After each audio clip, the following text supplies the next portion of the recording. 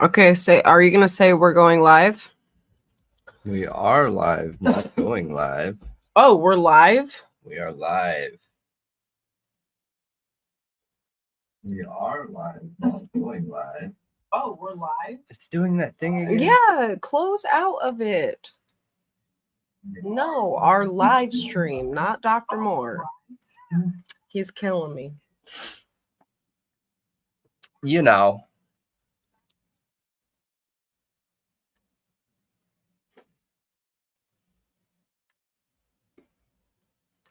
Wait.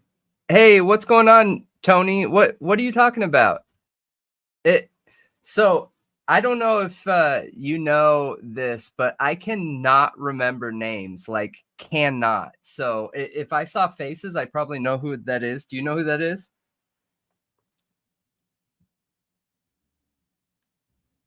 True Crime King and JB Gunner. No, I don't watch them. But I'll have to look it up, Tony. Yeah, I would watch them. I watch everybody. There's not a single content creator out there that I don't like. I am super optimistic, positive, all for all creators. Hey, so do you guys like the new layout or do you like the other layout?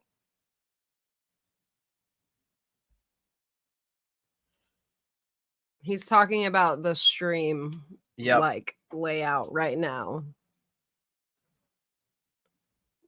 Which I thought the plan was like kind of using both. So, but Yeah, hey, J Ray, hey, Casey, hey, Ann, hey, Tony. Hello, hello. Good to see you. And yes, so the new emojis, I'm so excited about them. And the member badge is now the lightning bolt. Yes. Awesome. Anne said she likes this one. Casey said both are great. Good, good, good. I just felt like our screen was smaller on this new OBS than it was on the other one. So it's been bothering me.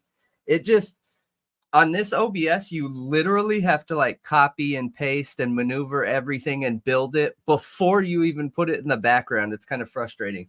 So yeah, good suggestion, J Ray. What? Because I don't think Brendan considered that again. What, the scrolling thing? Yeah, you can't put it on top. It doesn't let you? No, it doesn't. Trust me, there's a reason why I have it on top of our normal videos. Yeah, I love that comment, Tony.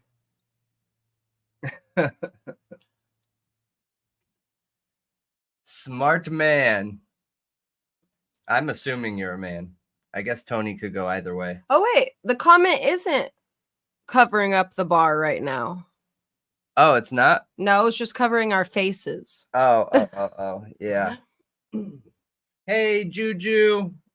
And hello, everybody. Hello.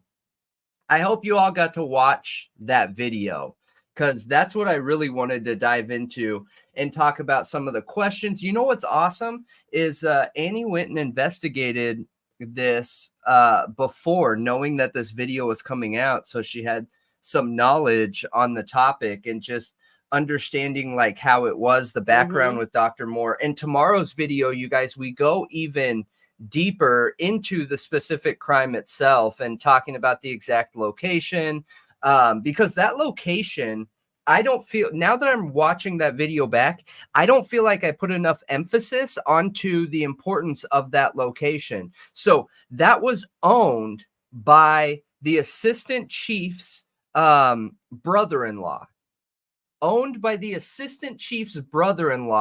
that they believe the bullet came from. So these buildings are lined up back to back. You know what? I'm just going to pull it up. Hang on.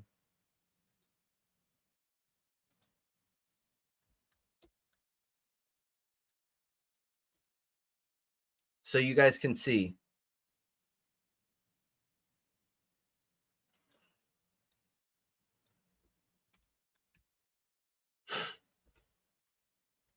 What? Boners.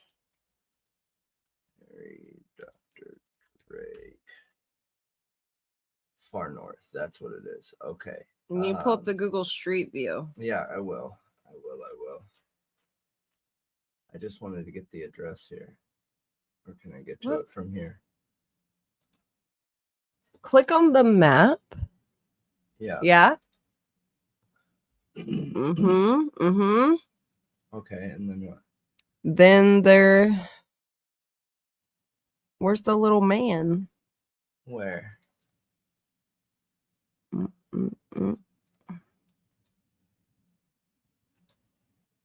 Am I missing the little man? Yeah. Okay, so go up to the pictures.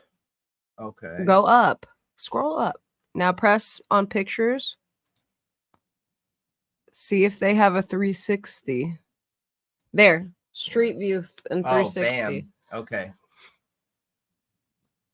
All right. You guys got it there? Let me see. Yes, we got it. Awesome. Okay, so this is the view, okay? You see this right here? This is the window. Can you look? Can they see the highlight? Make sure they can see the highlight. Yes, they can see it. Okay, so this car right here, you guys, can you zoom in at all? Is the drive-through. This is the drive-through window. And this, let me see if I can go over there. Nope, I can't. Okay. No, you just zoom in and turn the camera. Yeah. There you go. Now zoom in. Zoom in. There you go. Yeah, I got it. Okay, so this is the window that the shot came through right here. I believe it's this. Actually, I think it's this one. I think it is this one. This far back window here. And if you look, there isn't much room right here. So the only option. Didn't you say it was like 16 feet or something? Yeah, it's 16. It's either 16 or 18 feet. So the only option is that the shooter was right here in between these two buildings. The police were able to identify that the shot couldn't have come from back here. It's not like someone was parked back here and shot. The eyewitnesses saw somebody on foot, and multiple eyewitnesses, 3 in total, saw somebody on foot. So the shooter was either right here, which wouldn't be smart because this is a semi-main street here in this town, as you can see. It's not common in these small towns to have double lanes like this. So this is one of their main streets. Look how many cars are out there at this tiny town, less than 10,000 people. All right. So the shot only could have came from right here or the drive-through window. Now, this was Dr. Drake's office right here. This coffee lodge is Assistant Chief Ryan. I forget his name right now. Ryan, hang on. Martin Ryan. So Assistant Police Chief Martin Ryan, his brother-in-law owned this shop. His wife worked at this shop. If that is a huge coincidence alone. If you take out all the manipulated evidence, all the fraudulent timestamps, all the threatening, the elected official, everything else, okay, that they did, this alone would make me think something's up. This alone, by itself, stand alone. There's something going on there, right? I guess it could be taken as a one-off, wild, weird coincidence. And then you pile on all the details of the evidence being manipulated. We have 100% confirmation that the timestamps were manipulated, okay? So Dr. Moore's office is on this same street. Ooh, I wish I would have identified which picture it was. We can pull it up, though. Let's see here.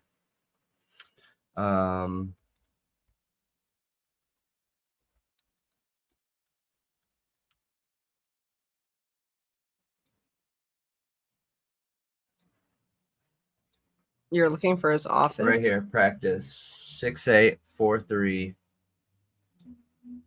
Oh, you know what? I'll just go maps.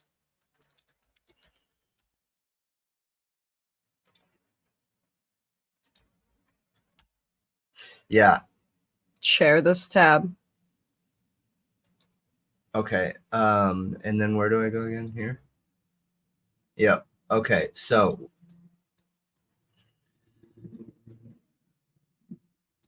there you go. Hang on. I'm trying to identify where the coffee shop is. I need to go up real quick. Oh, Far North Outfitters. Okay. So it's right up here. So this is Moore's. There's the coffee shop. Where?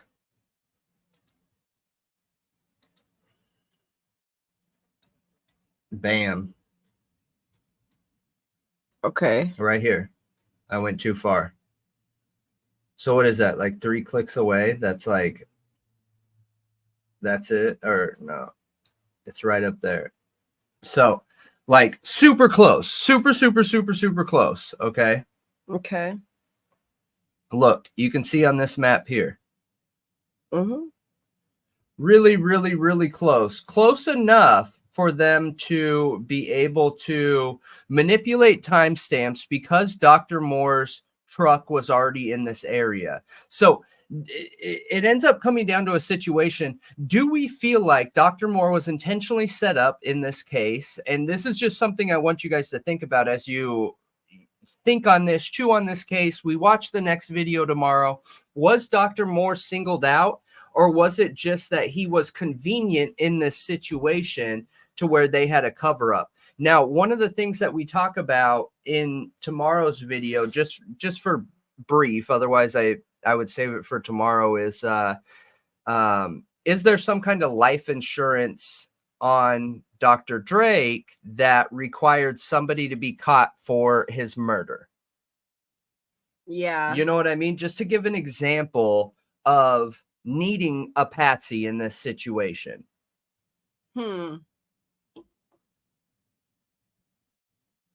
Okay. Hey, Cynthia.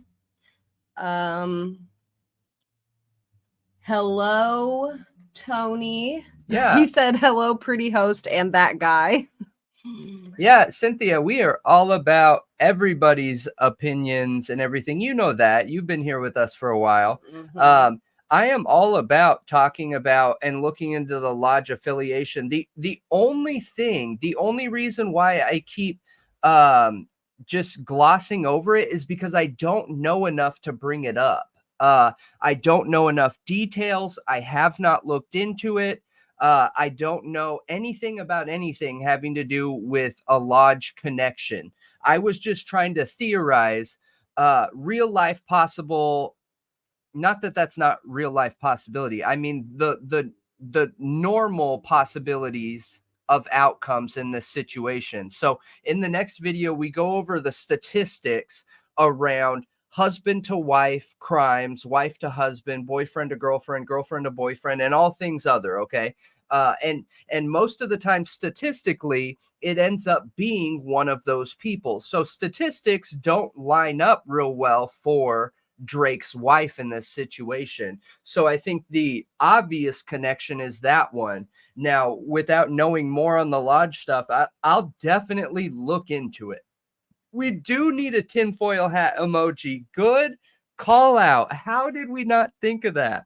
We need a tinfoil hat like mine. That's like either giant or a curly Q. Here, then I gotta take a picture of it and cut it out. And also, I wanted to say, hey, Steve. We need the curly Q, baby. Glad you could make it tonight, Steve. You know, the reason why this is a curly Q is because I read somewhere, you guys, that this deters alien frequencies even better, okay? I'm looking for the most success. It confuses them. Right. Aliens just get confused when they see your head. Right.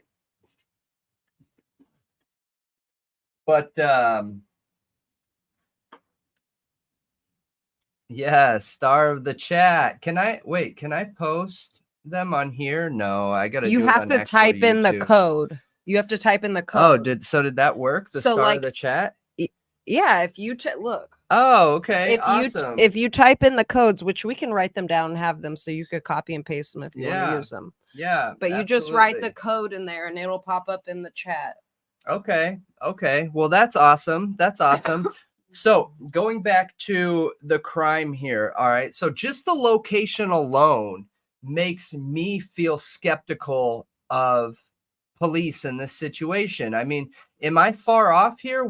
How do you guys feel? Look you see that window right there? Could someone have, and again, complete theory here, you guys, but could someone have been right inside that window to take the shot for this window here? Absolutely. That would be that would be the smart thing to do. Yeah, you have cover. Right? You have a lot of cover because you're in a building. You know, so yeah, it's like directly right across. It's a perfect shot. It's either 16 or 18 feet. I forget what the exact details were of the separation apart, but it's either 16 or 18 feet apart. It is right there, you guys. I mean, right there. You wouldn't even have to have any experience. Okay. Now, he was, show Ian his emote. We've been waiting for you to get here, Ian, man. You're late. Yes, we have, Ian. So we did the premiere at 8:15. And yes, spam the Ian prisoner emoji. Here, I can show you guys the document that we pulled it from here. So this is the document that we pulled it from. United States District Court for the District of Idaho. This is Daniel Lee Moore and Karen Moore versus the City of Bonners Ferry, Brian Zimmerman, which is the police chief, you guys, the police chief. Martin Ryan, assistant police chief. Michael Van Leuven, who played parts in the Idaho4.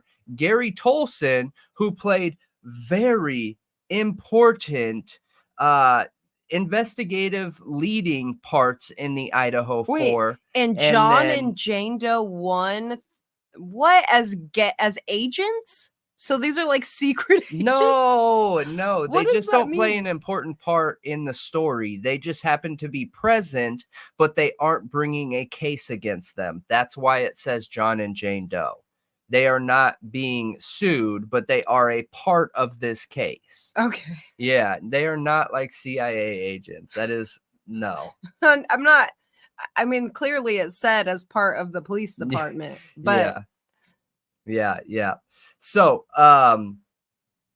but yeah, this is an official document that was submitted, you guys. And this is what we read a long time ago, a few months ago from, on our live stream. And one person I want to give a shout out to also is Sleuthy Goosey, you guys. Here, I'll pull up her.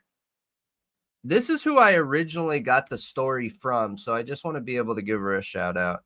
She's good people.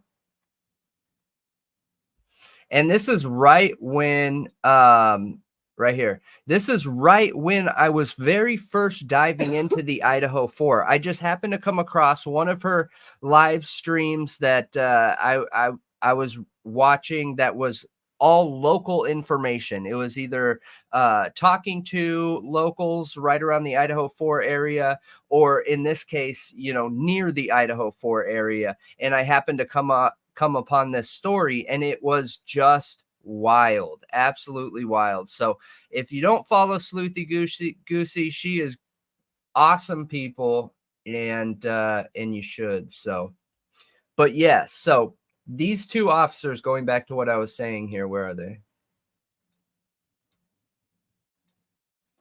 These two officers are really the major ones in question, you guys. Van Leuven and Tolson. Ian, I believe Tolson, yes, like they're 100% he was involved. Van Leuven's a name that, like, I don't know if it just didn't stick, but have you seen it official that he was a part of the Moscow Koberger investigation? So Tolson was a lead investigator. Tolson was, yes.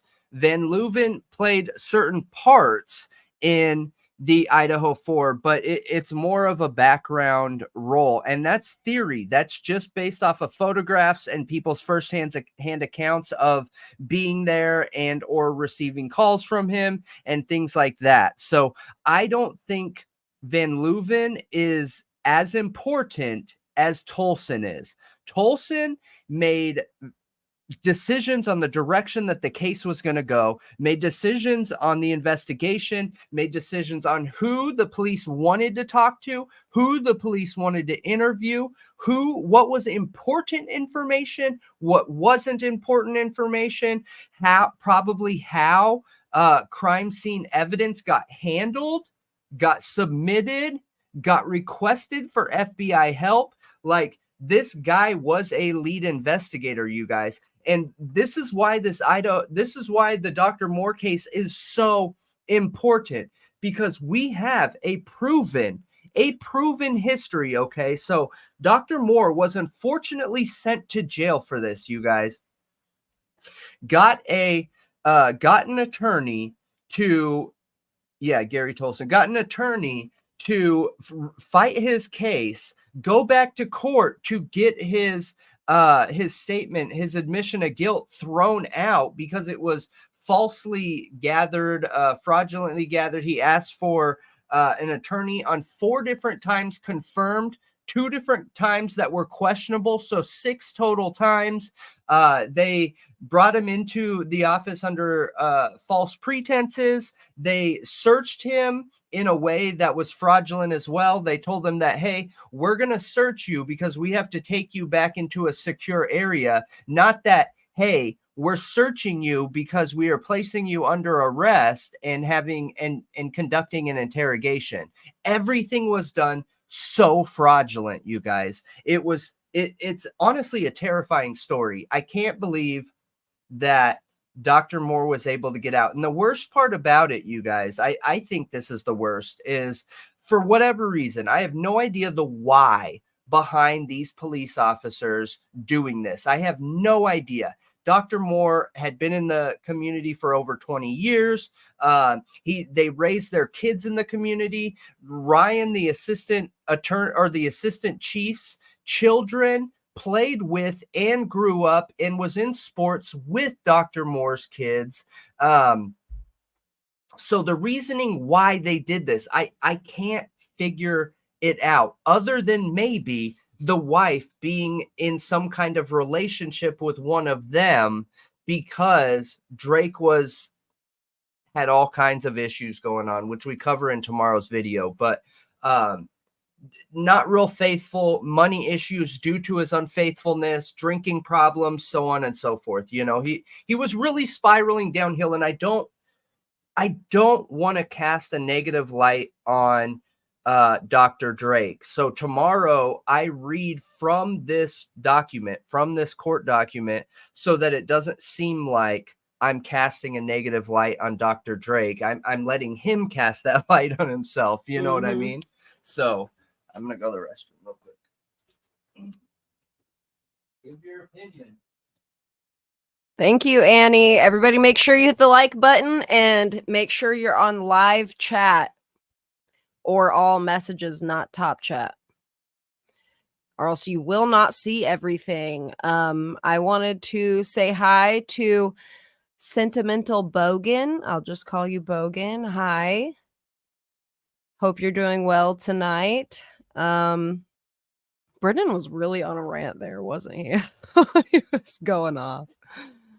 Who else joined? Charcoal Daisy. Hey. Anyway, this case, when we first read it, which, oh, hey, Amanda. Good to see you. We added some emojis and member badges, so check it out. Super exciting. We have a prisoner Ian one. This case, when we first read it, we just read through the document on stream, and it was several months ago. And we thought it was important to bring it back up because it is proven corruption where somebody's literally framed, exonerated, and then stalked after, like, you know, it. And I don't know, he's just like, he was such a good part of his community. Yeah, like there here, really is no motive for him to do something like that at all. And next, you know, tomorrow when we watch part 2, you'll really understand, if you haven't heard the Dr. Moore story, if this is like your first time hearing it. But yeah. And these are the two that we brought up. So this is Dr. Drake. That's not a great version of it, but Dr. Drake here. This is the man that ended up losing his life, unfortunately, in this situation. And Dr. Moore, look at, oh man, these are family men, like chiropractors, older guys. Now, like you said, Dr. Drake had some issues.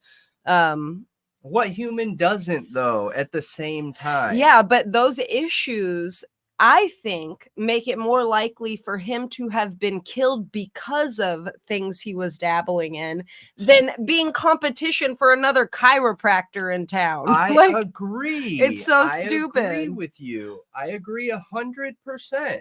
That's why we're bringing this case up again, because it is so important in the Idaho4 case. Like, I can't believe that we're not hearing this brought up left and right and left and right. It is so important to get a good understanding of what, excuse me, of how the police's mentality in the Idaho4 case could have been, okay? Because we've questioned the vehicle being near the house, right? Well, in this case, the vehicle was not at the crime scene, but they altered the timestamps to make it be at the crime scene, because as we saw on Google Maps, it wasn't even the right vehicle. Yeah, they altered the timestamps and just left out that it's not the right truck. Yeah. Yeah. This is where the whole two-tone truck, you guys, like, if you haven't been, if you weren't here that night, yeah, when the whole my obsession, the inside joke started with two-tone, he was obsessing in the chat. We were all arguing over what a two-tone truck is. And he was just obsessive, like, trying to prove what a two-tone truck is.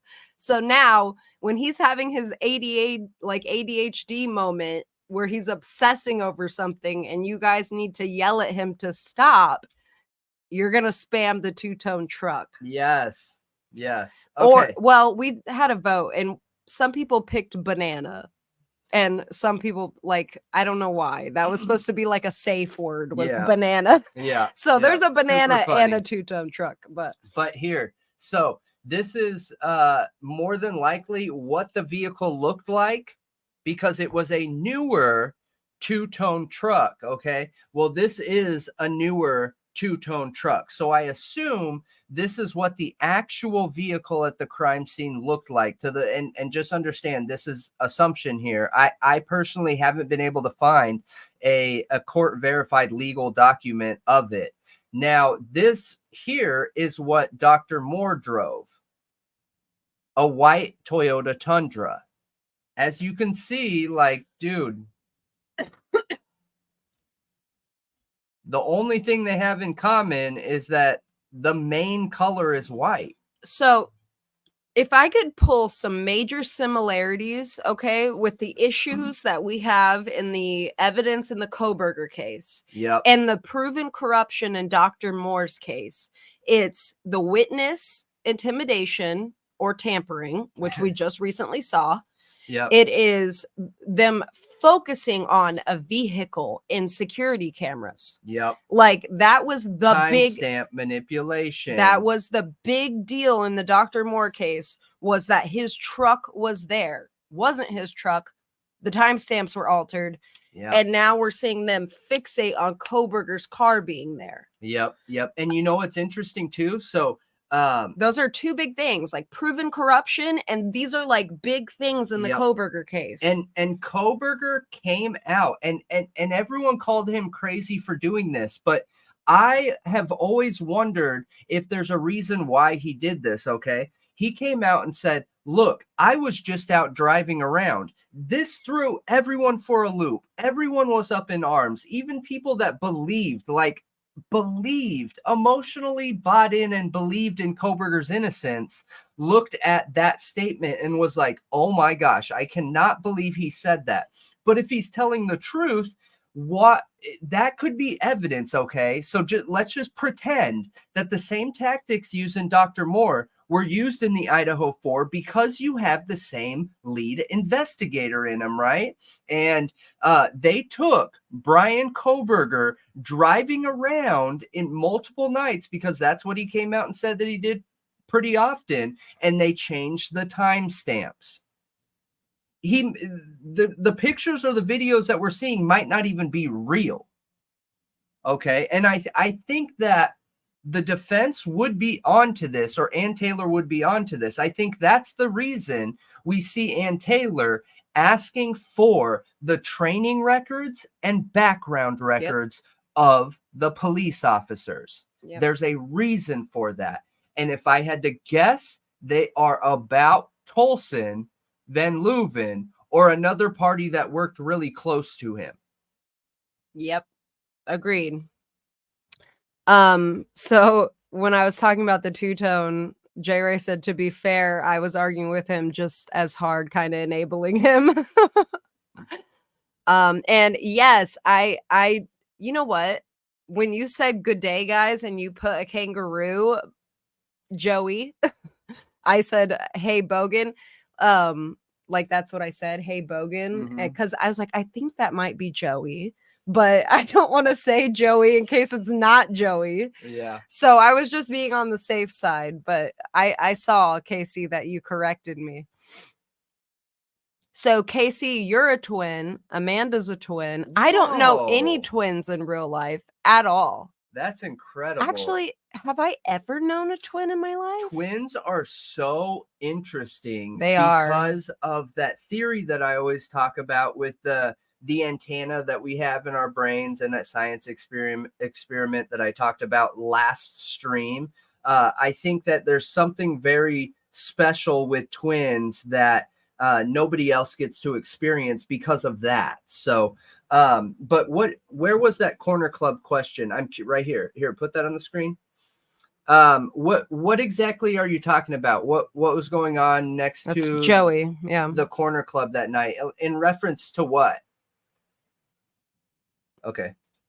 Here, and Charcoal Daisy said, oh my God, you guys get so ADHD. It's refreshing because it resonates with me 100%. I can't help it, man. I can't help it. Here. Oh, okay. So it works. Does it? Yep. Oh, now it's connected. Yep. Okay, good. Good. Now we both have controls. Maybe a life tip is to have location services turned on so you can't be placed somewhere you're not. Yeah. I mean, let's be real here, though. Even in this situation, like, dude, you guys, his alibi was an elected official. That stated a coroner. The coroner. Yeah, the county or city coroner, whatever it's called out there, region coroner, I don't know. But it was the official coroner, okay? And the coroner came out and said, yes, Dr. Moore was at my house during the time of the crime. Having dinner. Yes, having dinner. Now, Dr. Moore, according to documents, apparently left at some point, but it didn't match the time of the crime. So it doesn't even matter if he left to go take a dump in an alleyway. Like, it didn't matter. He wasn't there during the crime. But what they ended up doing was manipulating and changing the eyewitness statements to say that at the crime scene, it was a white, large truck. When it wasn't. It was a two-toned truck. Like we can see here. Here, let me just switch it over. This is what eyewitnesses saw this truck here. So that is what they saw at the scene. And Dr. Moore had a rock solid alibi, and this is the outcome of it. It's concerning. For me, that's extremely concerning, because what else could he have done, you guys? What else could he have done? No matter what the background would have been, no matter what kind of alibi he had, no matter what kind of evidence was there, the police were going to slam it down his throat in this situation. And that's why we see Dr. Moore bringing the lawsuit against him. Now, this goes back to, and I said this during the premiere too, I am dead set on this rule, and I wish every single police department would follow this. But when a police officer is being investigated, whether it's an internal investigation potential charge, external investigation potential charge, the police officer should not ever in any way be out working. Never. Agreed. They should be off the streets. I don't even think that they should be in the office around evidence, around computers where they can access. Home. They should just get paid at home. Take their work service gun, take their badge, send them home pending the investigation, and pay them, because we know that they might be not guilty. We get it. So that's why you pay them, you know, and I think that would keep the general public much safer. That would have kept the question marks around the Idaho4 case and the police's abilities in check. You would not have had these two people involved in the Idaho4 case in this situation. They wouldn't have been there. What? I just spilled my drink on myself, and then I accidentally clicked, and I was like, oh my God, I hope I didn't just mess something up. Oh. But everyone probably saw that. Problems. Hello, Marie. Hope you're doing well tonight. Dr. Moore is a chiropractor in Bonners Ferry. We just had the video premiere, so definitely go back and check it out. I'll give it back to you. So it is the reason why I wanted to show this, and you can go ahead, for Marie, it is a story within a story, okay? The two officers that are highlighted there, Van Leuven and Tolson, had one of them had some involvement in the Idaho4 case. The other one had very, very, very heavy involvement in the Idaho4 case. Like, the case closed because of him directing the case in whatever direction he saw fit in that situation. Now, what's interesting in this case, and the Dr. Moore case, is it's proving a past fraudulent, questionable history around his investigative tactics and personal morals, really, you know? Mm-hmm. So multiple crimes were committed in this case to get Dr. Moore charged and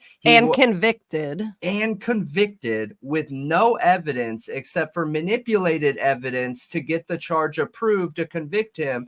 And then the only thing that was brought to court was his admission, which was also manipulated and done illegally. So I just hope more people that are interested in the Idaho4 case take a very honest look into the Dr. Moore case. And that's why we wanted to do a 2-part series, just so you could clearly understand it from both perspectives. The crime, which is going to be focused on tomorrow's story, and Dr. Moore, who he was and what happened to him in tonight's story. So if you haven't watched that video that premiered here, if you haven't watched this video, which is the premiere we watched right before the live stream, I suggest when we're done here, check it out. It is so interesting. Okay. And scary. It is. Sorry, rant. Yeah. So Joey said, wasn't there like a moose club or something next door, and there was like a cop camera or something from there? Don't know if cop cam same night. You've been talking like a long time, so hold on. Let's just say hi to a couple of people. Yeah. Renaud, hello. And Renaud said that isn't like the Moose Club a military guys hangout. Are we talking Moose Club or like Elks Lodge? Because I don't know anything about the Moose Club. You guys help me out here. I'll Google it. I'm thinking it's something like that too. Like an Elks Lodge type situation. Hello, Kathleen. Yes, Brian studied criminology, and you would think that he would know to leave his phone at home. Hey, Cynthia. Hello. Hope you're having a good night.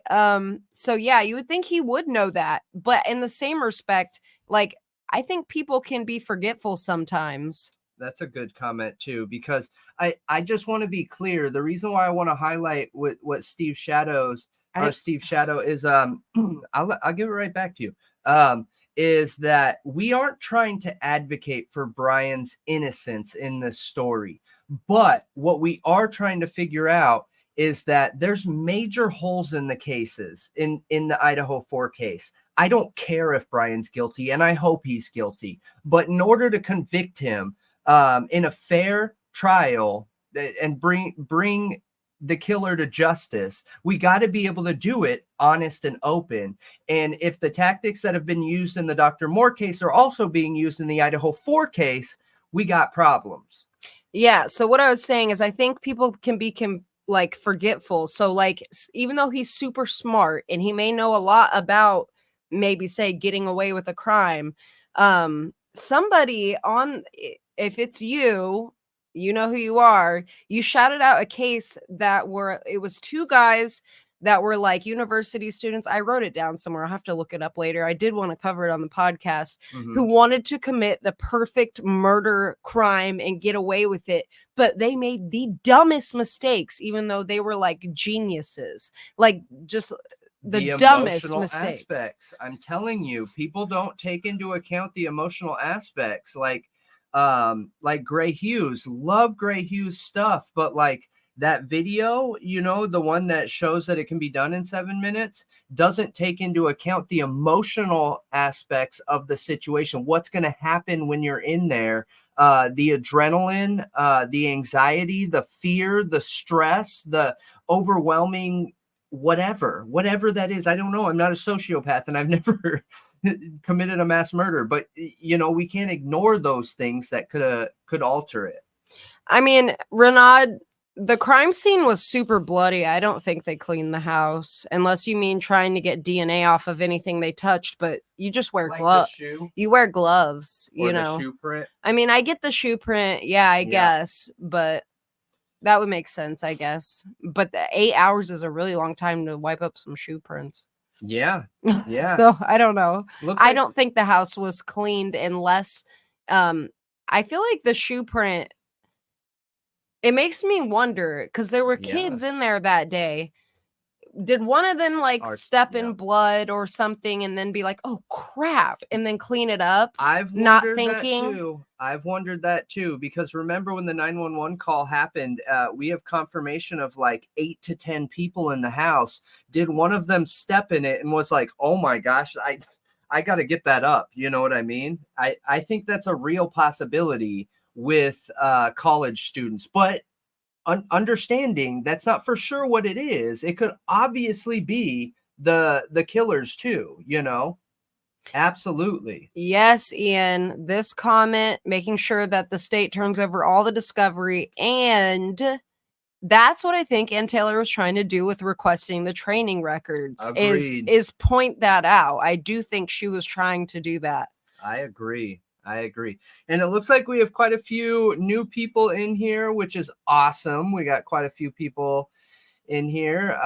If you're new to Thought Riot podcast, welcome everybody. And we hope that, you know, you'll give your opinions and your theories in the chat. One thing we try really hard to do is make sure that we're accepting and inviting of all theories. There is not a theory out there that you're ever going to hear us come back and be like, oh no, get out of here. That's crazy. That's just not how we do things here. We love to have our opinions questioned. We love to have our our ideas and theories, questions. So please feel free to put in your 2 cents. We'd love it. And hit that subscribe button if you're having fun and you want to come back on here with us and video. Yep. Oh, thank you, Cynthia, for the super sticker. You are awesome, Cynthia. Yes. I wish it played the super sticker on the screen. The auto, I know. Well, it says auto. Oh, it auto stars it. So Yeah. it'll alert me here. Forgive me, guys. We're still getting used to the new OBS here. We used the other one for so long that got used to it. But I like this new one a lot. And hi, Mike M and Madison. I saw you two are, I think, new in the chat. Madison's been with us. Wait, where? For a while. Maybe not in this chat, but yeah, I'm just talking live chat. Yeah. Hey, Mike. For people that have been here with us got before, that Bezos money. Do you like the new layout? This is a new layout tonight that we haven't used before. Hello, James. What did Ian say? No, I would accept that theory here. I of course you hear me say that we accept all theories and you're like, well, let's just see how far we can go with it, you know. But no, I totally would accept that. I don't know how, who, what, where, or any of the details that could back up, you know, a theory like that. But I think all theories are valid theories, you guys. And I think one thing that people make a mistake with is, even if something doesn't make sense, it's valid because that can help validate a more realistic, logical, and fact-based theory. You know what I mean? Oh, yeah. I didn't see Amanda. Mike M is her twin. No way. Yeah. Really? That's awesome. Yeah. So that would be cool to get a twin emoji. Yeah, for sure. For sure. We appreciate that, Madison. We try really hard. One of our favorite things is coming on here and talking with you guys. Like, we want to keep it a talk show where we can work together and figure things out and question things. And I mean, our viewers honestly have so much good information. I've learned the most from you guys, you know, because we started behind here where this case was already going on for 8 months before we hopped into true crime permanent, you know.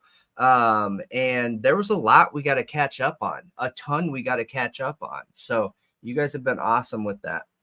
Yeah, Amanda, I saw you said that you were late because you were chatting with him on the phone. That's awesome. You're here, Mike. Welcome. Really cool. Yes, like the new look. Good. All right. I felt like the other screen was too small, especially with 2 people, you know? Yeah, it was pretty small. This way, you can see a little bit of everything better. And the screen isn't so crazy. We had so much stuff on the screen. On the other one. You had so much stuff on the screen. Yeah. All right. So, going back here.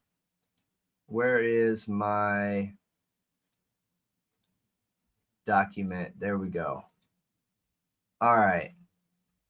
So I want to read through just the introduction here. How long is that?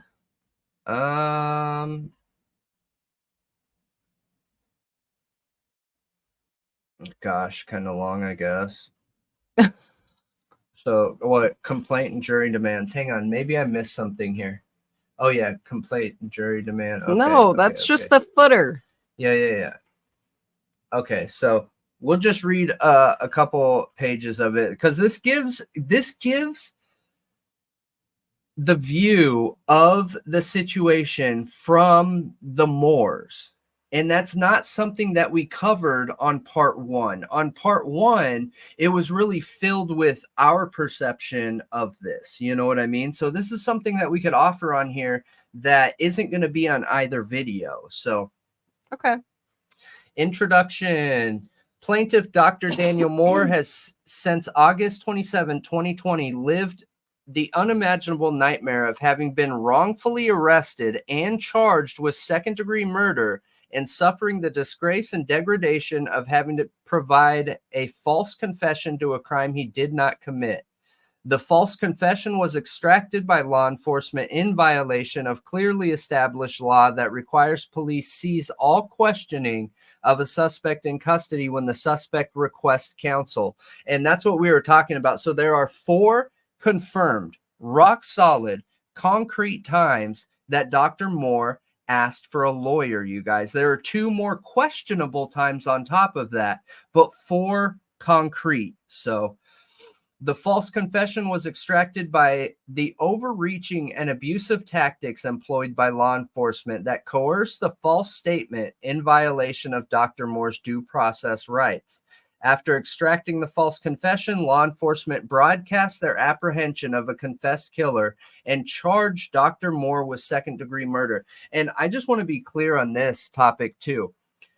They were essentially threatening him. Now, I understand this could be a gray area with law enforcement, but what they were doing was saying, hey, in Idaho, murder 1 is a death penalty offense, okay? So if you admit to doing this, we'll take care of you. We're BFFs now. We'll take care of you and make sure that you get murder 2, where you just do your time behind bars and not get the death penalty. Super shady, dude. It was like when we read through it the first time and we were hearing the way his confession was extracted by literally a person that he took his kid to soccer practice with. Like, what was he, the soccer coach or the guy that was interrogating him, or was he like another father of a kid? I think he was just another father. Yeah, I think you're right. But they literally took their kids to like soccer, like, you know, They grew up together. No, I don't think Dr. Moore grew up in this area. No. Dr. Moore didn't grow up with Ryan, with Assistant Chief Ryan. Dr. Ryan's kids and Dr. Moore's kids were growing up together in this community. This is a small community. Very small. Do you want to look up the population? I believe it's like 3,000 people. So tiny community, you guys. And it barely moves, like over years, like a lot of years. We looked it up before, and it barely moves at all. I think like 50 people moved there in 10 years or something like that. The other screen made me feel claustrophobic. I'm glad I changed it. Okay. I know I put too much on that other screen. It's 2,561 in 2021. Yeah. And if you look at the census, like the population, look at that. It's like it's like basically a straight line. Here, I'll pull it up so they can see. Right there. Look at this. So 1990, 2196. Then we get a little bump here in 2000, 2899. Then it's slow decline here. And we are now in 2021 and we're at 2561. Okay. So that is from what? 30 years, you guys. The town went from 2196 to 2561. So this is a town where everybody knows everybody. It's impossible that they didn't know each other really well. It's multi-generations of people that know each other. Yep. And yes, Cynthia, I'm feeling a lot better. I still have like some, chest congestion, but I am feeling a lot better. Thank you. All right. Number 5 here. Consequently, plaintiffs, Dr. Moore and his wife, Karen Moore, collectively the Moores, have lost their ability to continue to live and work in what was their home and in the community in which they had raised their children and prospered. They had been shunned, badgered, and banished, and their lives had been threatened. Yeah, absolutely. Dr. Moore, a chiropractic physician, purchased his chiropractic business in Bonners Ferry in 1997 and operated his chiropractic clinic very successfully for well over 20 years. Excuse me. until he was forced to close his business and leave the community he loved due to the egregious and unlawful actions of the defendants as set forth herein. You know what's interesting? So, Dr. Moore was BFFs with the county coroner, okay? You know what I just saw, you guys? The coroner is going for mayor. In Moscow? No, Bonner's Ferry. Wait, Moscow. In Bonner's Ferry. Moscow. Yeah, in Bonner's Ferry. I knew J-Ray was going to get me if she was listening. Interesting. Yay. Good. Yeah, I think it's super interesting too. I think that if I was the coroner and I was put in a position where I was threatened, I was told by a lead investigator of the Idaho State Police, which is subcontracted to Bonner's Ferry, that, hey, because of your statement, which is the truth, by the way, because of your statement, nobody wants to work with you. What? Yeah, it's crazy. It's insane. It is insane. Yeah. So what was I gonna say? Hey Scott. Oh, Cynthia asked if anybody involved is Cynthia, is it Clough? If I'm saying it wrong, let me know. Asked if any of them were in the LDS, like anybody involved in this. And I actually don't know. Yeah, I don't know. I'm not sure. That's interesting question though. Yeah, because it is in Bonner's Idaho. Ferry I'll look up the major religions, maybe see if there's what kind of churches are there and stuff. I'll look it up while you're reading that. Yeah. So after raising their children at home, Mrs. Moore, a registered nurse, served, like, God, such good people, served as the public school nurse in Bonner's Ferry community from 2012 until her retirement in 2020. Mrs. Moore lived in the community until she was 2. She too was spurned and rejected after law enforcement broadcast their apprehension of her husband, whom they labeled a confessed killer. The Moores had been pillars of the Bonner's Ferry community until their lives were forever shattered by the unlawful conduct of the defendants described herein. And remember, that's the chief of police, the assistant chief of police, the Tolson, Van Leuven, and then the 2 unnamed people. But the 2 unnamed people aren't being charged, from my understanding. Dr. Moore's false confession and his arrest and detention following the wrongfully brought and pursued murder charges were the direct result of egregious misconduct by the defendant officers of the Bonner's Ferry Police Department, BFPD, and the Idaho State Police. These officers deliberately denied Dr. Moore's constitutionally secured rights by ignoring his multiple requests for assistance of counsel, threatening first-degree murder charges if he didn't confess, and using other abusive, overreaching, and coercive techniques to extract a false confession. On August 28, 2020, defendant Martin Ryan, who is the assistant police chief, wrongfully charged Dr. Moore by Idaho criminal complaint with murder in the 2nd degree, a felony, a big felony. The murder charges allege that Dr. Moore had shot and killed Brian Drake, a fellow chiropractor, on March 12th of 2020. There we can see some of those names coming in here. Hop back over here. Amanda said she was trying to give her brother a 10-second rundown of the Moscow 4, the Moscow 4, and went on for 20 minutes. Yeah, the Idaho 4. It's too much. It's way too much. Yep. It's too much. There's just too much going on because there's so much theory. We have no idea which direction it could go.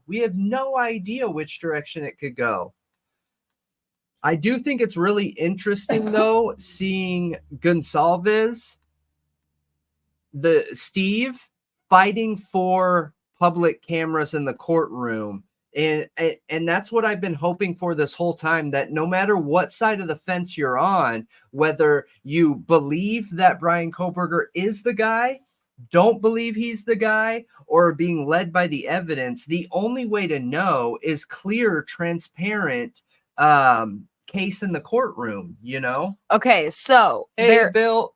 There is one Welcome. LDS church in Bonners Ferry. Okay. So there is one. It has 22. It has 22 reviews. It's not that big. It really isn't. For the size of that town, though. Here, what's it called? I'll show everyone. It's the Church of Jesus Christ of Latter-day Saints in Bonners Ferry. I looked up the stats on religions in Bonners Ferry, and it says basically it doesn't even give the Church of Jesus Christ. I think that is going to be the LDS, because it doesn't give anything else that's even close to that. And I think that's what all LDS churches are called, is the Church of Jesus Christ. So that is 7% of the population, 6.9. So basically 7% of the population. 2,000, so that's not that much. No, it's not. No. And in Idaho, the majority of LDS is on the eastern side, which borders Utah. Got it. I want to say. Got it. Montana.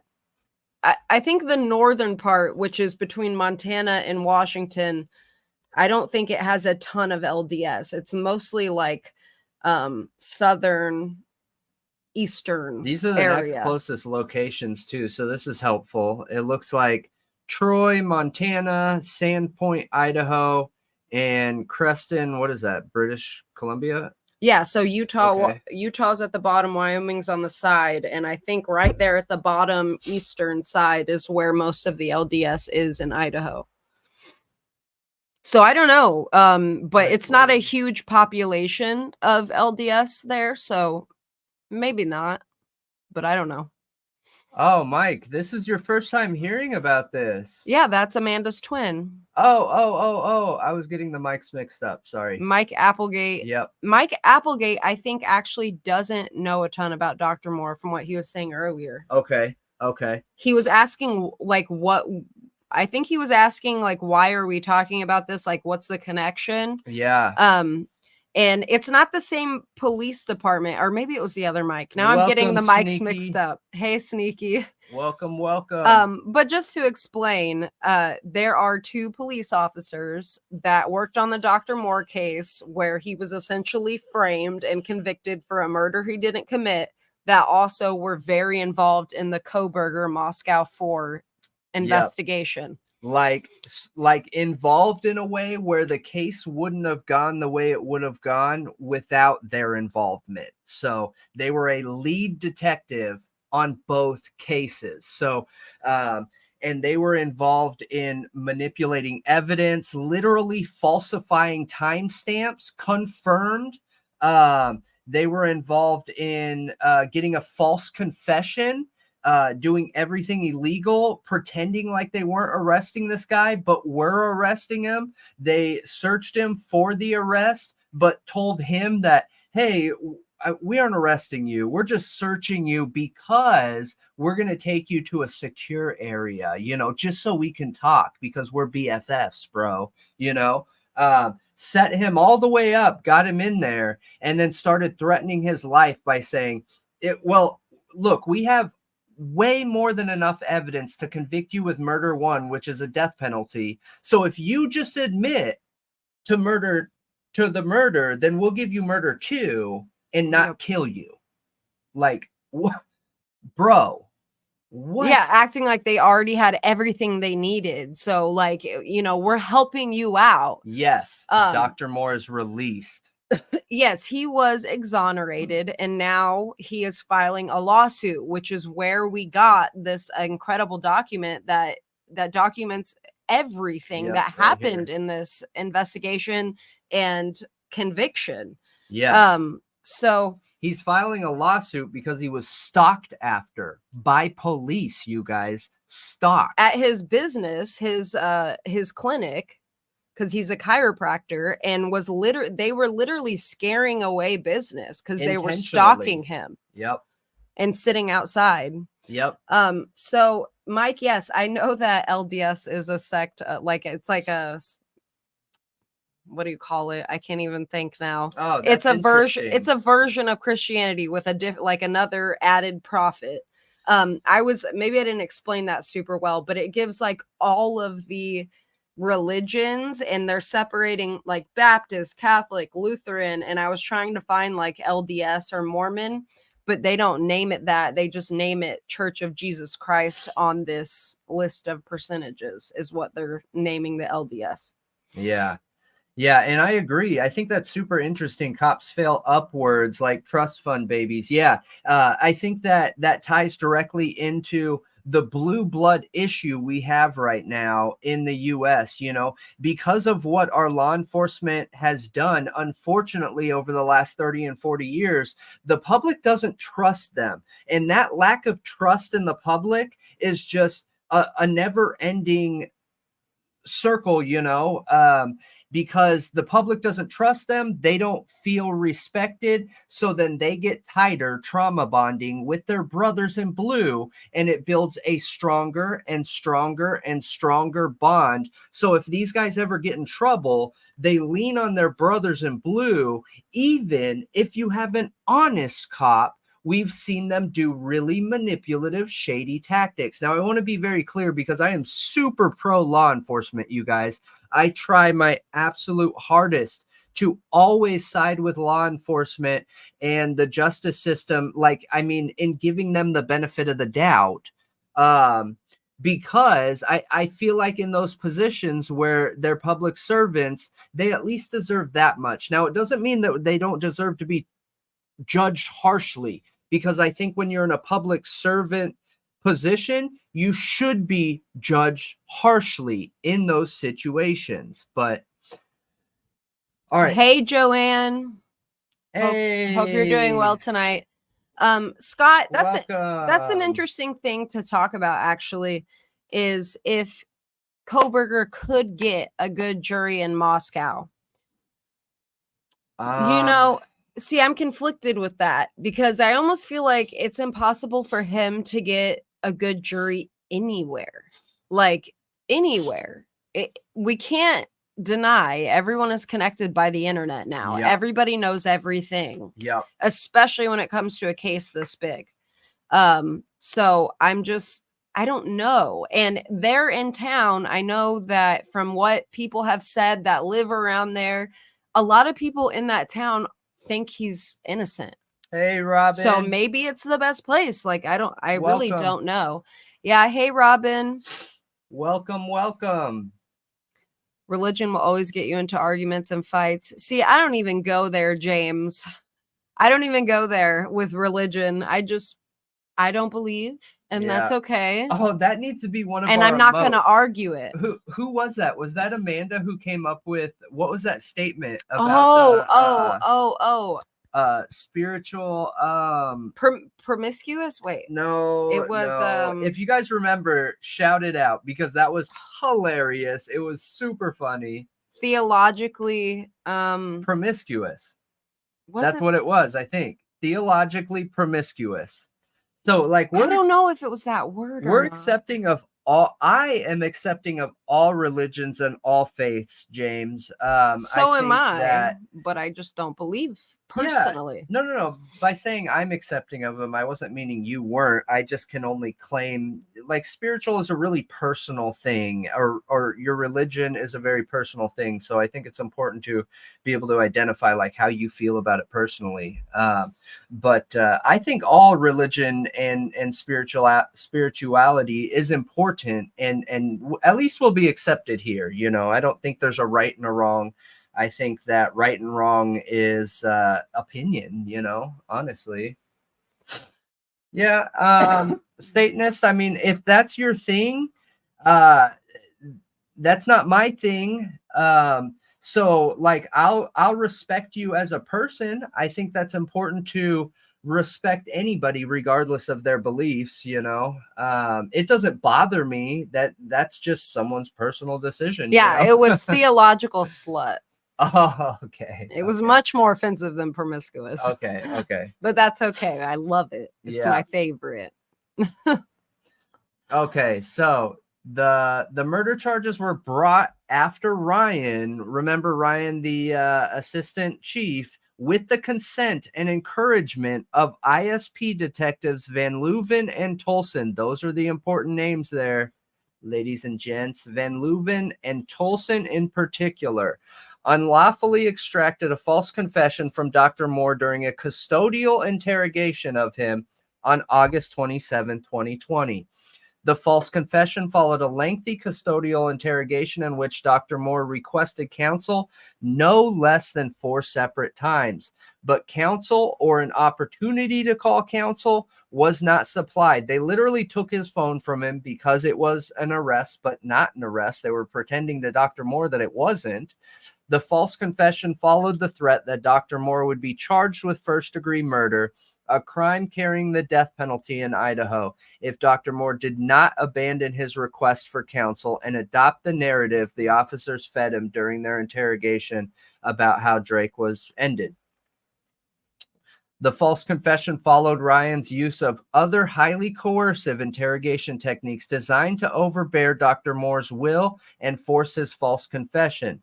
Absolutely no physical or forensic evidence tied Dr. Moore to the crime. The only evidence offered against him at his preliminary hearing was his false confession. Dr. Moore was arrested and incarcerated from the time of his falsely extracted confession on August 27, 2020, until he was able to post bond to secure his release on October 13th of 2020. Dr. Moore incurred the significant expense of having to hire counsel to obtain the suppression of his unlawfully obtained false confession and to obtain the dismissal of his wrongfully brought murder charges. Dude, I feel like that's so obvious, you guys, because there was no evidence, none. Not a single piece of real evidence, okay? They offered up fake evidence with the manipulated timestamps, with hiding the eyewitness accounts. They did a lineup with Dr. Moore in it, and he was not pointed out or identified in the lineup. They hid all that, okay, to get the approval to arrest and pursue Dr. Moore. And I feel like this proves that this was a setup, an intentional setup in this situation. Yep. That they went into this with the intention of setting him up. So it makes me feel like it was premeditated in this situation. And it makes me wonder, was this police working backwards, or was this a legit setup? And I very rarely jump headfirst into the setup category, but like I can't explain this stuff. I can't explain it. No, he was very clearly set up and framed. Like, that's obvious. Yeah, and it just keeps coming back to the why. I can't ever let go of the why. You know, why? It doesn't make sense. And were tactics like this used? So who did it? Who murdered Dr. Drake, Joey? I don't know. We don't know. But were you on here when we looked at the actual location? Here, let me see if I still have it up. Hang on here. Here we go. Okay. So for those of you that weren't on here earlier, okay? So this is Dr. Drake's business right here that I'm highlighting. This was his business, okay? This window is the window that he was shot through. You can zoom in a little so they can see better. Yeah, I just wanted to be able to show it from out here and then do both sides. So okay. This is the window, and this is a main street. Look. A main street in a town with 2,500 people, okay? So now zooming in here, this window, shooting someone, the only option the shot could have came from is in between this 18-foot section. This is 18 feet right here. It's either 16 or 18. I forget what it is. From this wall to this wall, okay? And so the perp would have been in this area right here shooting in. But here's the interesting part, you guys. This business right here, this Far North Coffee, where this car is sitting in the drive-thru, is owned by assistant police chief's brother-in-law. And Ryan, the assistant police chief's wife, works here. And the brother-in-law. And the brother-in-law. Right. Every day. Every day, okay? So, more than likely, the shot would have been taken from here. You know, it also right inside here, you guys, or a car. Yeah. But someone was seen running, so we know it wasn't a car. Right. We know it wasn't a car because somebody was running. Also, the window lines up perfectly, but it also could be from behind the building. Like they identified it's not, that it was straight on. So you would be able to, it was straight on. You would be able to tell where the shot came from the body position and the whole and the window, as long as the whole window didn't fall apart. Oh, but, look, you can see the Google car taking the picture and the reflection in the window. Yeah. The street view car. So the police have a direct tie, personal tie to this coffee shop. If that's not mind-blowing, like, what? Hey, Robin, this is in reference to the Idaho4 case, and this is a story that happened in Idaho a few hours away from Moscow, and it involved lead investigators that were part of the Idaho4 investigation and unfortunately for Dr. Moore, were involved in this. It was Gary Tolson and Van Leuven, and they're Idaho State police officers. They're ISP. Yeah, Cynthia, that's why we wanted to bring it up again, because we read through this entire document months ago, but we haven't been hearing it talked about, and I think it's super important because we have Ann Taylor who's coming out and saying, hey, we need police background. We need their training records. We need their accountability records. If they've been in trouble, write-ups, investigations, all this stuff. We also saw news articles coming out saying, hey, is this going to be trouble for the Idaho4? A police officer is in trouble, a lead officer is in trouble. And I believe it has to do with this. It has to do with this document. Where are we at? We're on 19. Okay, so this document, look how recent it is, you guys. This is August 30th of 2022. Before the murders, right? Yeah. Right before. So 3 months before. Joey asked, was Dr. Moore like going through the drive-thru or something to be blamed? No. He had an alibi. Nowhere near. A solid alibi where he was literally at the coroner's home, personal home, having dinner. And the police went to the coroner and said, hey, you having this alibi for Dr. Moore is making people like not want to work with you. Yep. Essentially threatening the coroner's job and position if he continued to back Dr. Moore's alibi. So the coroner was like, okay, I won't anymore, and there was falsified surveillance footage of Dr. Moore's truck. It wasn't actually his truck. It wasn't the correct timestamps. They altered the timestamps. So he was completely framed. Yes. Agreed. Absolutely. I'm not sure what law that is. Here, you need to post star the chat for that one. So, yes, I agree. I think this all ties together, and I think this is so important. It needs to be talked about more for anybody that wants to take an honest look at this case, okay? Because we keep going back to contradicting statements from locals versus what we're seeing in the PCA, okay? So, clearly, when you watch the court case, when Ann Taylor's in there with the prosecution and they're essentially arguing about evidence. What evidence is there? What evidence isn't there? Why the prosecution won't give over all the evidence and just be completely transparent? Could the prosecution be handed a giant silver platter of crap? You know what I mean? Because in this situation, it took what? 4 officers, 2 investigators, and 2 leadership. 2 investigators and 2 members of leadership to create a conspiracy-like situation around the Dr. Moore case.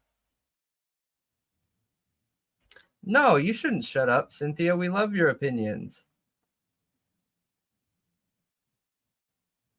Status quo in operation. The low-level perps are arrested and then they're put on. Yeah, it is an impossible task. You're right. It's really difficult to do that, Cynthia. Yeah. The blue blood makes it so that if one cop calls out another cop's like corruption or doing something wrong, they will like everyone in that police department, maybe even their superior, will turn on them. Yep. We saw it in, what was that case where it was a county jail and the guy was put in the freezer. And somebody was like, hey, well, no, she released the video. She leaked the surveillance footage in the jail and literally got in trouble for it. When this guy died, they murdered him and she leaked it, and her superior literally like threatened her and put her on suspension. Yep. No, I mean, we see it all the time. We just covered a news case that hasn't been released yet out of the Kentucky area where they weren't considered police officers. They were marshals in a prison or something like that. I forget what their exact title was, but they were abusing an inmate wrongfully, obviously. And one of them wanted to come out, and the other 5 essentially attacked him, not physically, but I mean, shut him up, you know? And that guy is now going away for decades out of his life in that situation. So we see time and time again where we have this blue blood attitude that cannot be broken very easily. And it creates such an awful situation for everybody involved in these things, including prosecution. You know, you have a situation where honestly, you guys, I think it could be 1 or 2 officers could create a conspiracy like situation where most people would be on the outside looking and saying, oh my gosh, I can't believe all these people are involved, you know, when in reality, it only takes 1 or 2 key investigators to manipulate things.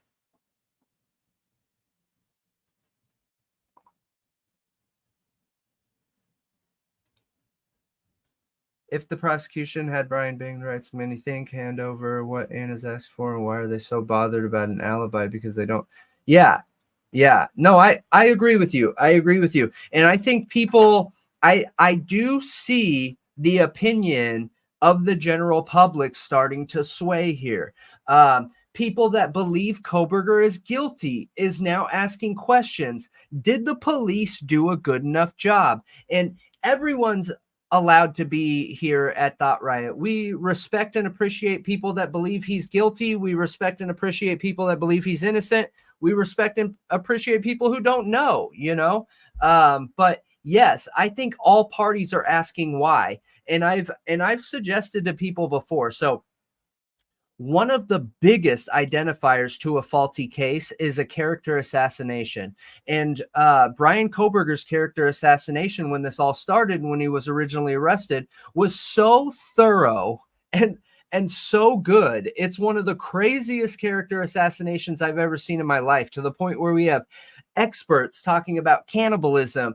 We have experts saying that Brian Kohberger walked down the street. Here, where's our Twitter? Hang on. I just posted this on Twitter, you guys. Super funny. So, Casey, I don't have the PCA for Dr. Moore, but I'm going to see if I can get my hands on it. Here. would be bullying him and throwing things at him. What? What is she talking about? Here. The girls would be bullying him and throwing things at him. What? What is she talking about? Where did she hear that? Is there a police report that women just threw things at him? The women, those girls are bullying him and throwing stuff at him. What? Dude, everybody that Why are I you saw playing that? threw things at him. Like just the all character day he's assassination? walking down the halls at school and all the women throw things at him. That's, you know what I mean? Like the character assassination job here was insane, you guys. It is wild. It is wild, okay? And I think that correlates with the fact that we could see a shaky case.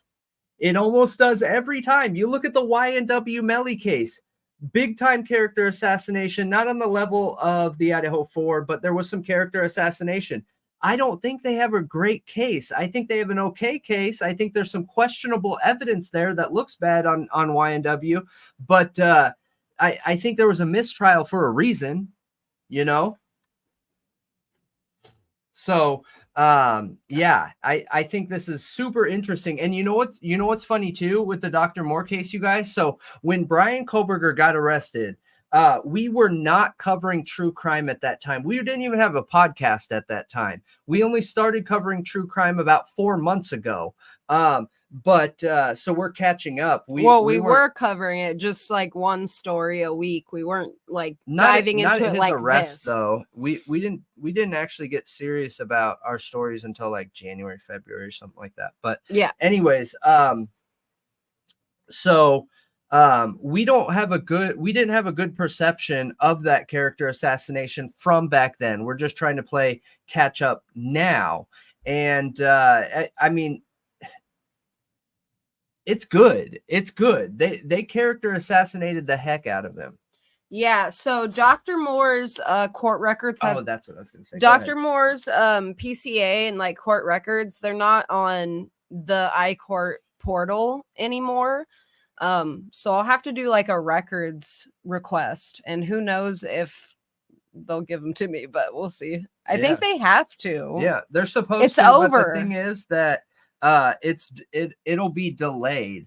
So but what I was saying that I lost track of, my ADHD mind and my rant here, is that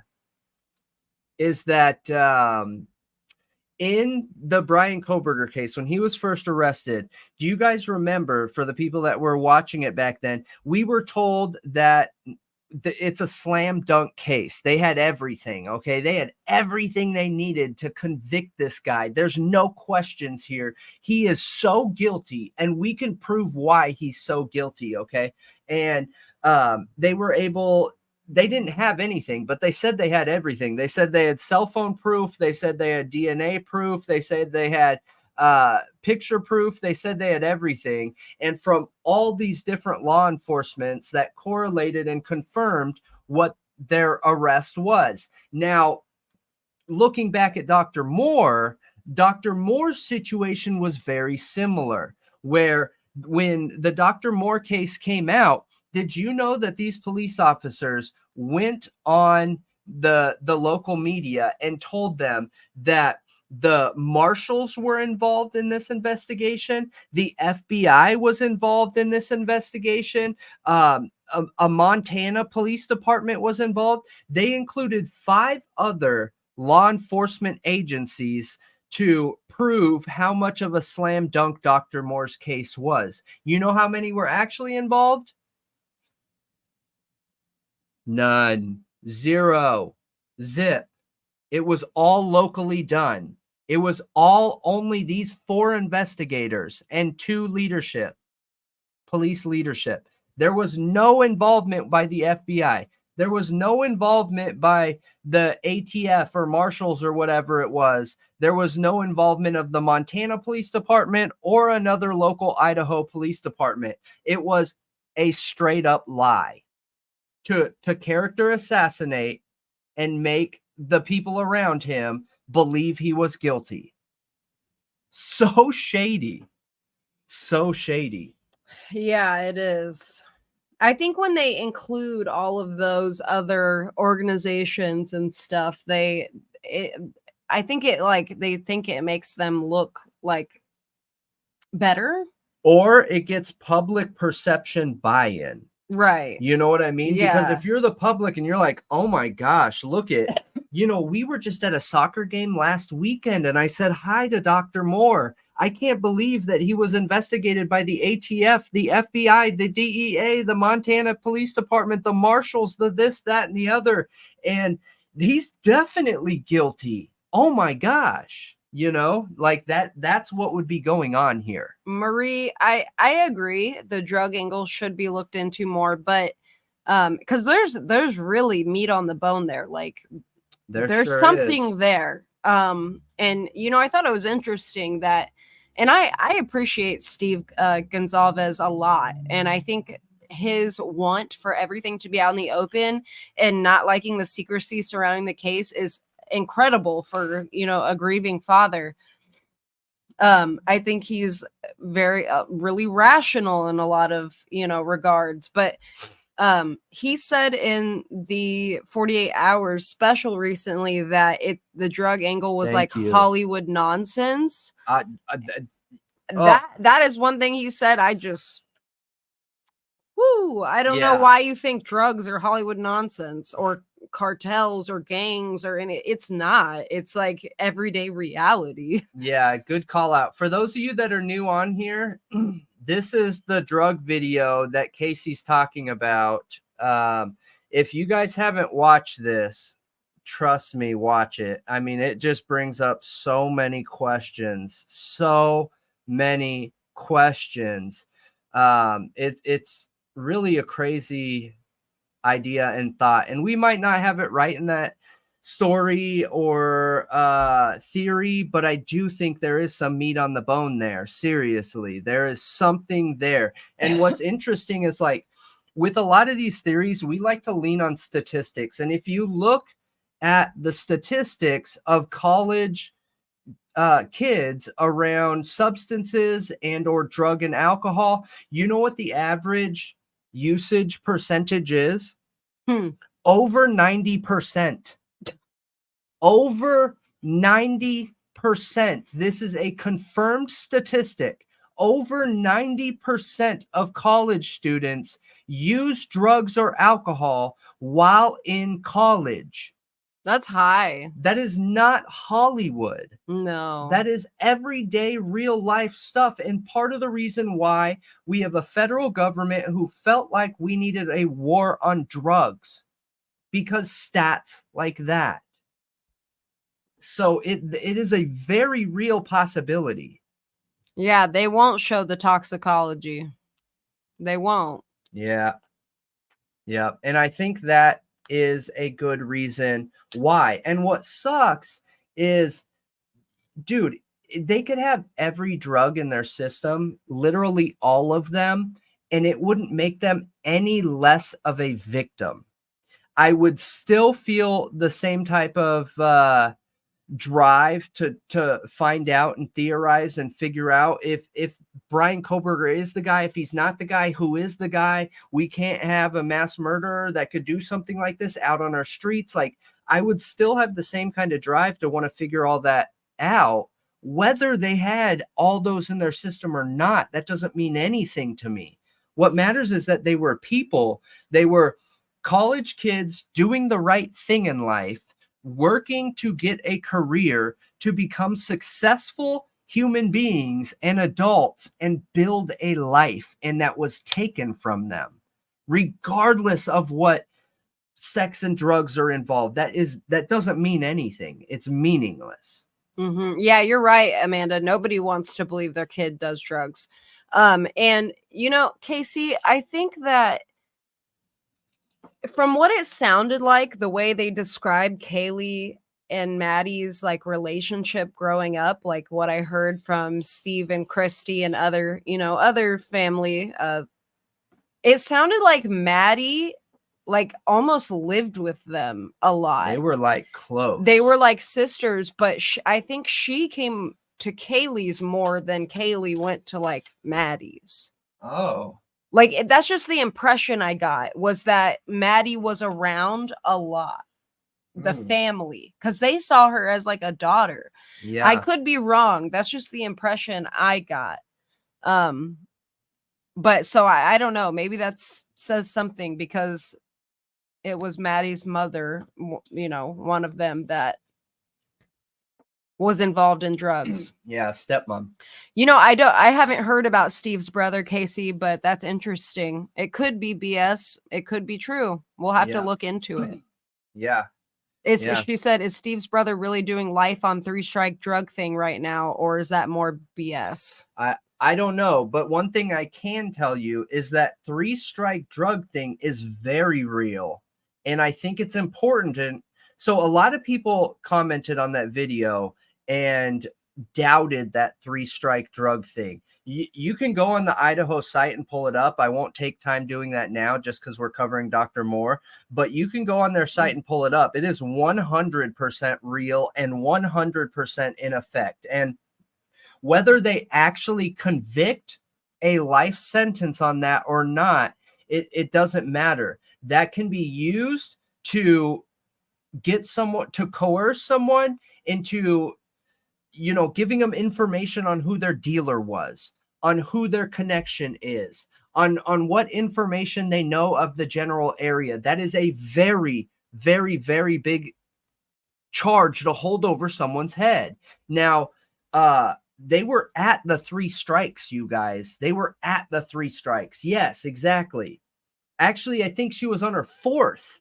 She was on her 4th. So that most recent charge that we talk about in that drug theory video put her at 4 strikes. And the interesting thing that I didn't talk about enough in that video is that the 2 felony charges were dropped and then replaced. They were put back on her after taken off.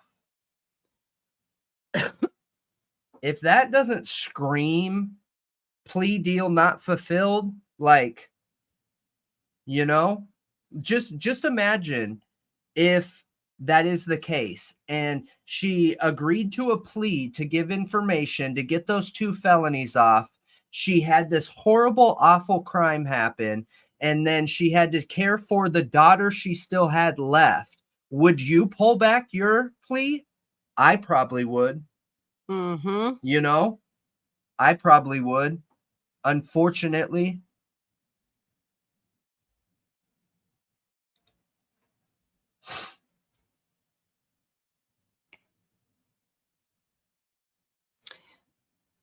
Waiving his rights probably makes sense at this point, and it's a good, like, okay, so he waives his right to a speedy trial. Later they can argue, we were forced into this, my right was violated because I was forced to waive my rights because they wouldn't give us all the information and made it so my lawyer couldn't be, you know, do their job. They couldn't do their job. Yep. Yeah, absolutely. They couldn't be prepared. So we literally had to. I had to, you know, waive my rights because of them. Yep. They violated my rights. So, absolutely. So waiving it at this point, I mean, it made sense. And I honestly think that Anne may have the angle of just getting this thrown out. Yep.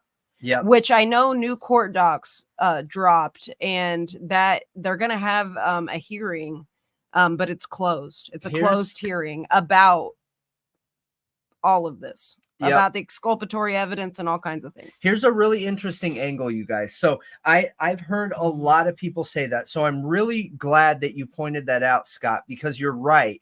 A lot of people have said, well, if you're truly innocent, why not stand up in court and say, I'm innocent, you know, for the judge? Why waive the right to a speedy trial? So standing up and saying, look, I'm innocent. Look, I'm innocent. I didn't do this. I didn't do this. I didn't do this is actually the wrong decision to make when you're trying to prove your innocence in a court of law. what's the better thing to do is not to commit to anything. And you got to remember that he had training in law enforcement. And when one piece of law enforcement is how the charges, arrests, investigation, information will get carried over to the court, and how that will work, and if it's likely to convict. If it's not, what's the statistical chances of this charge getting a conviction, what's not.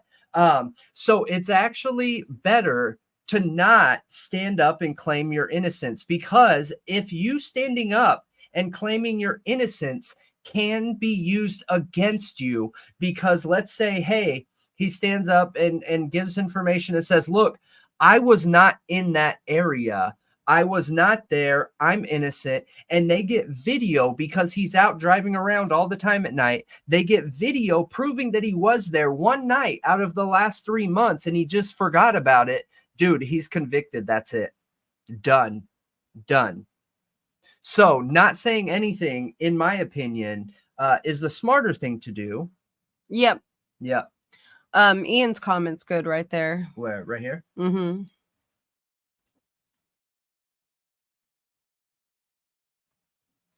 Yes. Yeah. I think he has information into these things that a lot of your average people don't. I'm sure he knows way more than I do, you guys.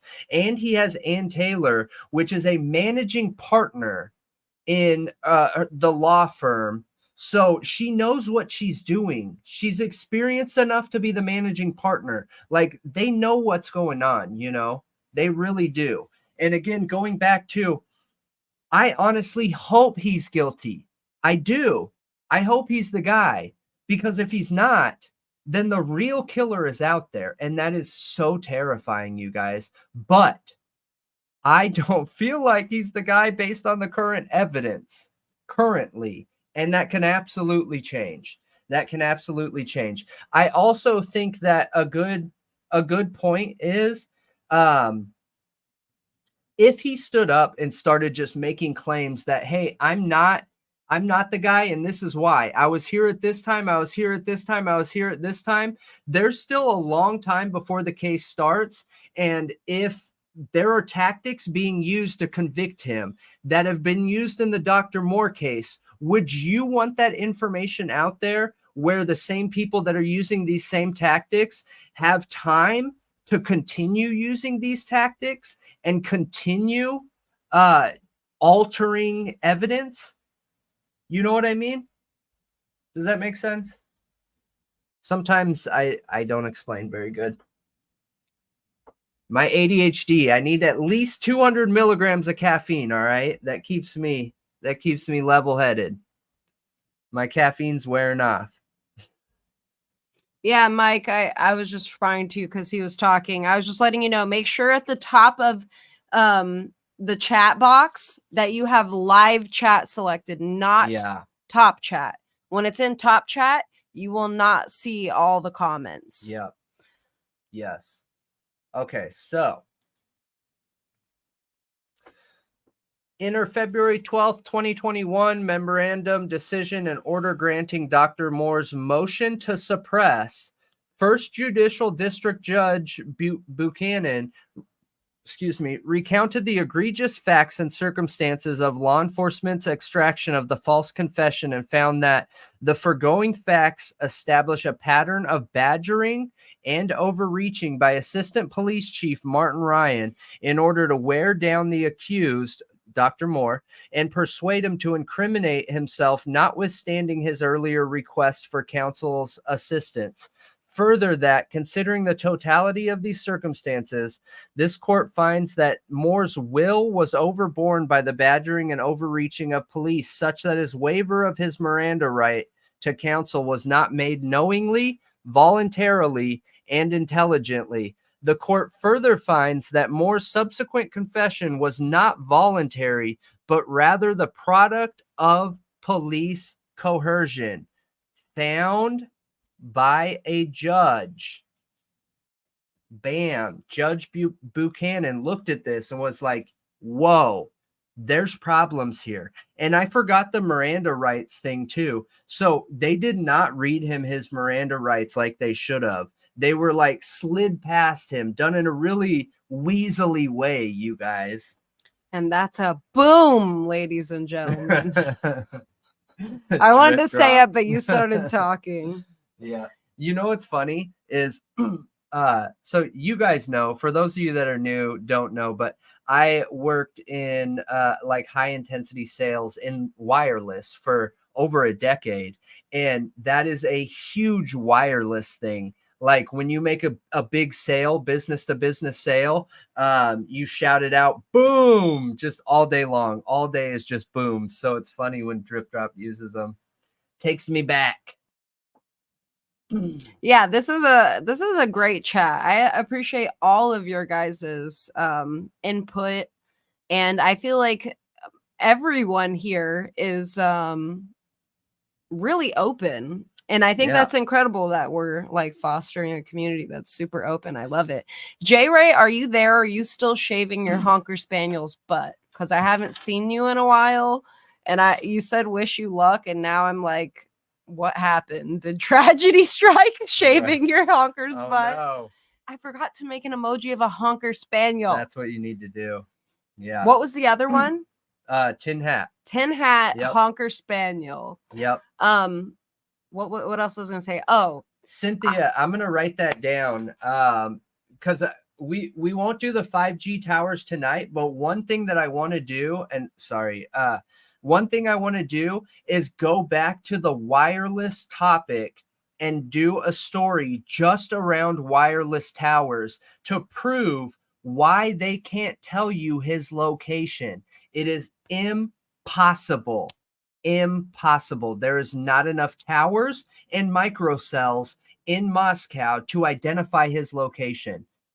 It's impossible. And yes, Amanda, this is still an open investigation. Dr. Brian Drake's murder is still very much an open investigation. They actually put up a billboard asking for information and put up reward money. Yes. You should pull up that billboard. Yeah, I will. You know, it's kind of crazy. I'm so curious what actually happened to him. You know, he was involved in some stuff, but he didn't deserve to die. No. And he had a family, so it's really sad. Yeah, he had a big family, you guys. What was it? Was it 5 kids or 4? I think it's 4. Yep. I think he had 4 kids. $10,000 reward. Yeah, $10,000 reward. That was put up by his wife. Now, I don't want to go around just throwing fingers at people, but the logical assumption that almost all police uses and makes, because they follow statistical evidence, is to look at the partner first, okay?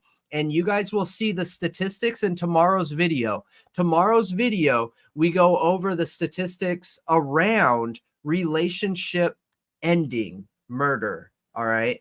And it is so interesting. It is so interesting. The percentage of it being a boyfriend, girlfriend, husband, wife is so high, so incredibly high, above 50%. That's what I'll tell you. It is above 50%.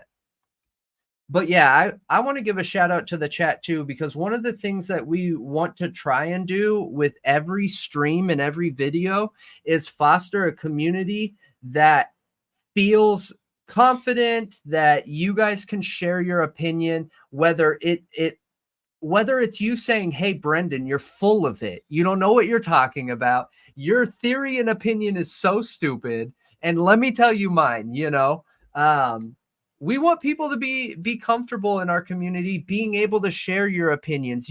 I do not want you to think like me. That is super boring. I don't want any echo chambers here, you know. Yeah, we all have a brain, and I want to learn and grow from you guys like we have done, and hopefully you guys do the same too. And I think that can always be done with a certain amount of respect where people don't get offended. I feel like we could do this, you know, we can make it happen. So I appreciate you guys for the chat tonight. It has been awesome. Cynthia, you're so you Cynthia just said, "Hey Brendan, there was these weird purple blacklight kind of streetlights for about a year on my street, but now they're gone. You know what this is? Our city is replacing all of the streetlights with those purple lights." Yep, it's for light pollution is what they say it's for. It also has something to do with eyes and reflections too, but they're supposed to be LED replaced lights to reduce the cost of the lighting, reduce the glare for night driving, I think, and vision, and reduce the light pollution. Unless there's more to it that I don't know, you know. Is there something else? Because I believe that's what that is. They feel kind of spooky. They are like, super spooky. What do you mean? Every time I'm outside, like and the In a street horror lights on, movie. it does feel like a horror movie. It feels Yes. super spooky. But yeah, I wanted to say, please hit that like button, guys. I think we have all 96 people in here right now. Ooh. And there's only 38 likes. Ah. So spread that touch DNA. No promises that we won't do something shady with it. Yes, absolutely. Like turn it over to Moscow PD. Oh no, that would be I'm just kidding. Worst situation. I'm just kidding. Gosh, I'm afraid to live near that area. I am too. Oh, man. I am too. I'm afraid to live in the state of Idaho. Yeah. Like, because the police officers we're talking about in the Dr. Moore case are not specific to a town. They are Idaho State Police. Yeah. Yeah. Yeah. No, I agree.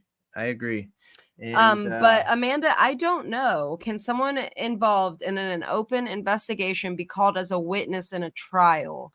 I don't think Dr. Moore is a part of the open investigation anymore. He's been exonerated and he now is filing a lawsuit. Yes. So the lawsuit is like gonna have to make its way through the court. Yeah. But he's not involved in like the open investigation into Dr. Brian Drake's murder. He's exonerated of that. Yeah. So I think he could be called as a witness. Yes. Technically, yes. I mean, but I don't know if there's also even a rule around that, to be honest. No, there's not. I don't think so. That would be incredible. I don't know why we hadn't thought of that. So great call out. Hey, what's up, Ga? Oh, we haven't seen you in a while. How you doing? But yes, I think that they could call him as a witness. And there's nothing against that. The only investigation that's open surrounding the Dr. Moore stuff is there is an internal investigation, you guys. And that's what they've been talking about, pulling these police records. It has to be Tolson. It has to be Tolson. There were 3 officers in particular here, 3 officers that Ann Taylor was asking for in particular. And it is absolutely these 2. It is absolutely. Obviously, I don't have receipts to be like, look, Ann Taylor said that it is this person and this person. No, I'm making my best guess and connection based on this situation, understanding Dr. Moore has filed the lawsuit and there is an investigation going on at what was it, 8:20, I think. Let me see. Yeah, 8/30, 2022, 8/30. So essentially 1 year ago. And there's an open investigation. So it has to be these guys. It has to be these guys. Yes, Gunderson. Yeah. Yep. That's another big name that gets thrown around. So I wanted to make a statement. If there's any content creators on here watching, you know, we're more than happy to give shout outs and stuff. And I've just noticed, I've seen several content creators that are like extremely petty. Okay. And we love everybody and everybody's content. And we are like very excited to share other people's content with anyone watching us. Yeah. And I think everybody can uplift each other. Okay. Yeah. We don't need to be petty.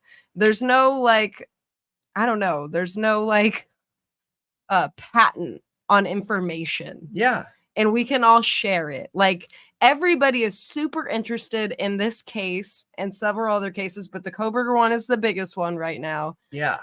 And I think we can all like work together. No, I agree with you. And there's no, it's not worth going into any more details than that. But I've made this statement multiple times before. For content creators out there, dude, I will shout out everybody. And I 100% believe that hundreds of billions of views come through YouTube regularly. There are billions of people and accounts on YouTube. There is enough room for everybody. We will never put somebody down. It will not happen. I will never be shady to somebody ever. Sure, there might be a situation where, something's forgot, and we had one content creator reach out to us and be like, hey, you guys did this, and it totally slipped my mind. I just apologize, and we move forward like adults. You know what I mean? But we'll shout out everybody, and we love all content creators, and hopefully it's respected and given right back to us. If it's not, look, that's your decision. I'm not going to lose sleep over it. But if it is, I'll just share say the wealth. Yeah, I'll just say this. Like, I have identified somebody who is being petty, okay? And I have no ill will towards you. Nobody. At all, and never will. It just shows me, like, that's you. And I hope it changes, okay? Yeah. I really hope it changes. Yeah. We appreciate that, Cynthia. We try really hard to work for the viewers. Like, that is our goal. And I think one of the things I committed months ago that we committed is that we're not going to get into drama with other creators. It won't happen. I will never name drop except in a positive light. I refuse to do that. I absolutely refuse to do that. And every content creator, somebody that's new and less experienced, somebody that's huge and has a ton of experience, I'm going to shout everyone out all the same, because I appreciate people, and I appreciate positive people in particular. We just won't get in a drama, gossipy, weird, petty situation. We love everybody and all of you, and we have room for everybody and all of you in our community, so it'd just be awesome to feel like it's the same. So no, it's nobody in the comments. No. It's another creator and they didn't say anything mean. They didn't give credit to multiple creators where it was due. Yeah. And it was intentional. Mm-hmm. So, and it was very intentional. And I just think that's kind of crappy. No. Oh, you were doing your dishes for once? Yes, it's you, J Ray. Yes. We are going to star the chat. That's it. Yeah, you're the mean girl that Amanda didn't want to rip apart. Is that what you mean? Dude, or the petty one? Even if someone came on here and was like, hey, it was me, I'd be like, okay, cool, let's move past it. I just don't have room in my life for drama or pettiness. Yeah, I just think there's a few people who maybe watch our stream and don't talk, and then like go and repeat everything. Yeah.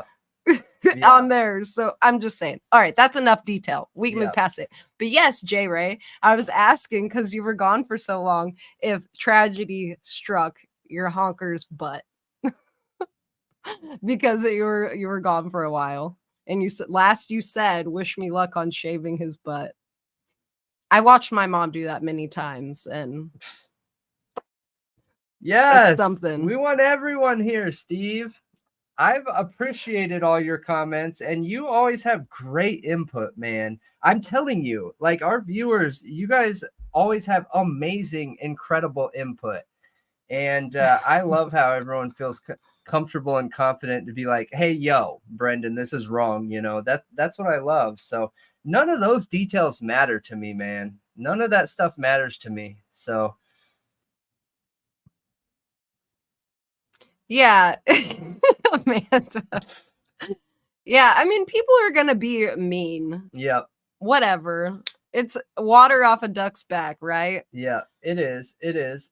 Absolutely. I And don't care even about that. no, and any situation, like if that's what, if someone just wanted to be like petty in that way or do things in that way, that's fine. I'll still, even if I use something that they did, I'm gonna shout them out and be like, yo, let me tell you guys, so I heard this idea from this place, you know, and I'll still do it because I'm terrified of karma, you guys, and it's real. It's a real fear, let me tell you.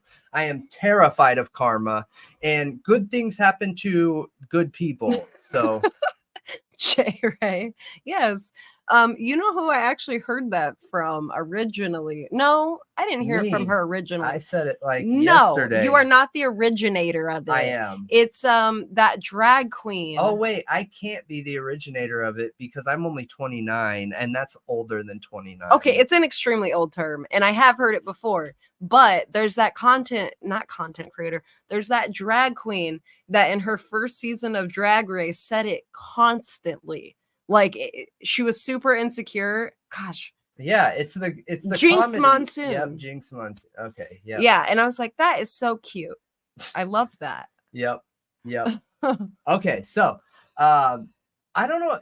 Are you guys blown away by these details? Like when I read this, I almost can't believe that this is an official court document.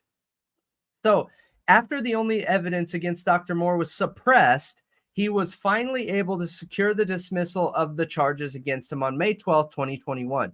But suppression of the falsely extracted confession and dismissal of the criminal charges did not end the nightmare for the Moore.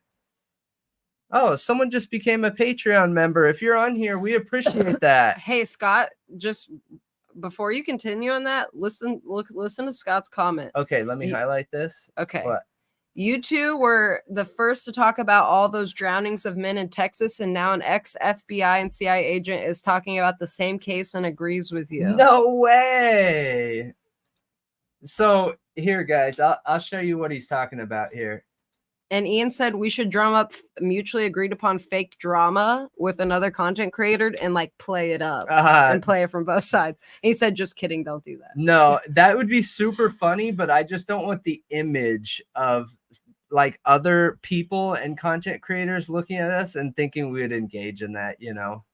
I love Drag Race. Are you kidding? It's incredible. So hang on. Let me find it real quick, guys. Hold on. I want to show you what he's talking about because when you guys watch that video, oh, that's still up. Sorry. So when you guys watch this video that I'm about to show you, Malia legitimately got scared in the video as I was telling the story. You could see her starting to get super the smiley scared. face Yes. killers? Yeah. Yes. Yeah, it's super freaky, dude. It's kind of freaky. It's kind of freaky. It is freaky. Not kinda. It's super freaky. Hold on. Okay, so here is the first one. It's the one with all the big smiley face on it. Yep. So it's this one right here, you guys. This Austin. Yeah. You should highlight it. I feel like it's more obvious. Are you sharing this tab? Okay, yes. Yep. So this Austin, Texas cereal. And then it's this one. Yep, that's the basically the part 2. Yep. These two here. And this is where Malia gets super scared in the video. You know, another one? Do we still have scary. Do we still have the forest one up? The forest? Oh, yeah. Because that's another one where I got super scared. Yeah. Like when you start talking about the lady. It's this one right here. When he walks in the house and the lady, the way she is, like screaming, that was like straight up horror movie terrifying. I know and it's like a true story. Super scary. But that's super interesting, man. I'm really curious to look that information up. I can't take credit as connecting those. So there's been an officer that's been looking into that for a long time. And he dropped out of being a police officer and pursued it full time. But he has since moved on because it sucked all his money out of his bank account and has made no progress. So I didn't come up with it or anything like that. I just found it super scary, super interesting, and then wondered if Smiley was Austin. Since Austin blew up, there was a huge blow up in Austin, you guys. And all of a sudden, all these people started moving from New York and California to Austin. And then all of a sudden, bam. Dude, Steve, don't even say that. Because when we were investigating the smiley face stuff, he got approached by somebody in the grocery store. Man. Which There's immediately, a lot of people on here too. I was like, like, we shouldn't even post anymore about it. I don't even want to talk about it anymore. Yeah, there's a lot of people on here. So I was approached in real life. Katya's my fave too. And good night, Cynthia. I don't want to go too deep into it, but someone essentially approached me IRL in real life and told me to live more safe, is what they said. So like, watch my step. You know what I mean? And look, if I were you listening to me right now, I wouldn't believe me. But all I can do is share the honesty. You know what I mean? If I was you watching me, I'd be like, no way, dude. You guys only have like a few thousand subs. There's no way that someone would approach you IRL and threaten, you know? But it totally happened. It totally happened. So, and it was a little bit scary, but I didn't realize what was going on in the situation, you guys, because I walk around with tunnel vision. Just growing up in Southern California and LA, I can't help it. That's just what I do. And I realized it after. I connected the dots after, but we cover 6 cases a week. I have no idea what it was. None. Zero. And I even got on stream and told people, like, look, if you're trying to tell me something or explain something in one of these cases, you got to tell me, like, come talk to me, you know, approach me and be like, hey, this is what I'm talking about. And this is why. And I would be like, cool, you know, I won't talk about it or whatever, you know. Ian's talking I'm about in sales for a living. Like, talking's what I do. Yeah. Ian's talking about how I was late twice in a row and everybody thought I got by the smiley face killers. Yeah. Yeah, Amanda, when you said Katya's your favorite, I already knew. I was like, yep, I already knew that. Katya's the best. She's the funniest. She's super funny. So funny. Going back here. While Dr. Moore attempted resumption of his chiropractic business, this is super important, you guys. Super important. If this doesn't show you the sociopathy around these police officers, mind blown. So while Dr. Moore attempted resumption of his chiropractic business, because remember, he got out 3 or 4 months after he got arrested, posting bond, his bail, and his life in the community of Bonners Ferry after he was released from detention and after his charges were dismissed. Doing so was not effectively possible because of defendant's actions and inactions. Listen to this. Defendant Chief of Police Zimmerman, Assistant Chief Ryan, ISP detectives Van Leuven and Tolson have failed to undertake reasonable efforts to locate the actual perpetrator of Drake's murder, thereby failing to fully exonerate Dr. Moore. Just wait for it. Instead, ISP detectives Van Leuven and Tolson and BFPD Zimmerman and Ryan have stood by their position that Dr. Moore is the perpetrator. Of course they did, because they manipulated evidence. Of course. After Dr. Moore's release from jail and after his criminal charges were dismissed for a period spanning approximately 1 year, officers of the BFPD at the direction and under the supervision of defendants Zimmerman and Ryan persistently stalked. This is an official document. Persistently stalked Dr. Moore's business, driving their marked patrol cars up and down the alley next to his business and parking their vehicles in public view of the location of Dr. Moore's business in Bonners Ferry. What? Imagine being exonerated for a crime you didn't commit and then being stalked by the police officers who framed you. You guys, oh my gosh. Hey, Chief. Yeah. With her daughter when she called 911, daughter was at a friend's house. Oh, okay. Steve, did you send it to our email? Because links don't pop up on here. I need to go back in settings and try and figure that out. Let me see. Send that link that you're talking about to this email. Malia will I'll post it. But this is crazy. He was stalked. Yes. And there's still cops, you guys. That's what I was saying earlier. And this makes the connection of what I was trying to explain earlier. So I personally believe when police officers are going through an investigation, whether it's an internal investigation, whether it's they did something wrong, did something, whatever, right? No matter what it is, whether it's a lawsuit being brought against them by someone of the general public or someone they arrested, or it is an internal investigation, they should not be on the street or engaging in evidence or cases, period. I think our taxpayers' dollars should pay for their salary and send them home. In my opinion, I do not think so. That is too big of a risk to have them out in the general population and public. Joey, they still are cops. They literally worked on the Idaho4 case. Which is why we're bringing this up, because if these types of behaviors were going on for this case, how do we know that these types of practices didn't get brought over to Idaho 4?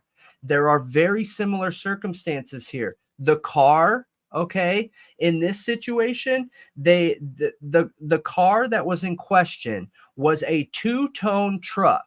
It was gray on the bottom and white on the top. I don't think I have it pulled up. Oh, I do. It looked like this. This was the truck. Not the actual, but this is the type of truck. It was a Ford two-tone truck that was seen leaving the crime and connected to the crime. It's a huge red flag, Ian. Yeah. And the Dr.Moore's truck is an all-white Toyota Tundra. Now think back to the Idaho 4 case, okay?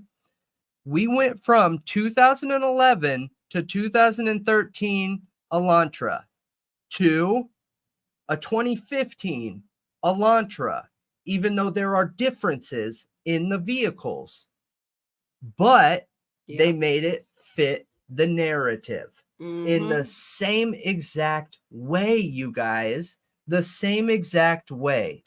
No, Joey, Van Leuven and Tolson are Idaho State Police. So when there's a murder investigation that like local PD need help with, they can call in Idaho State Police and get assistance.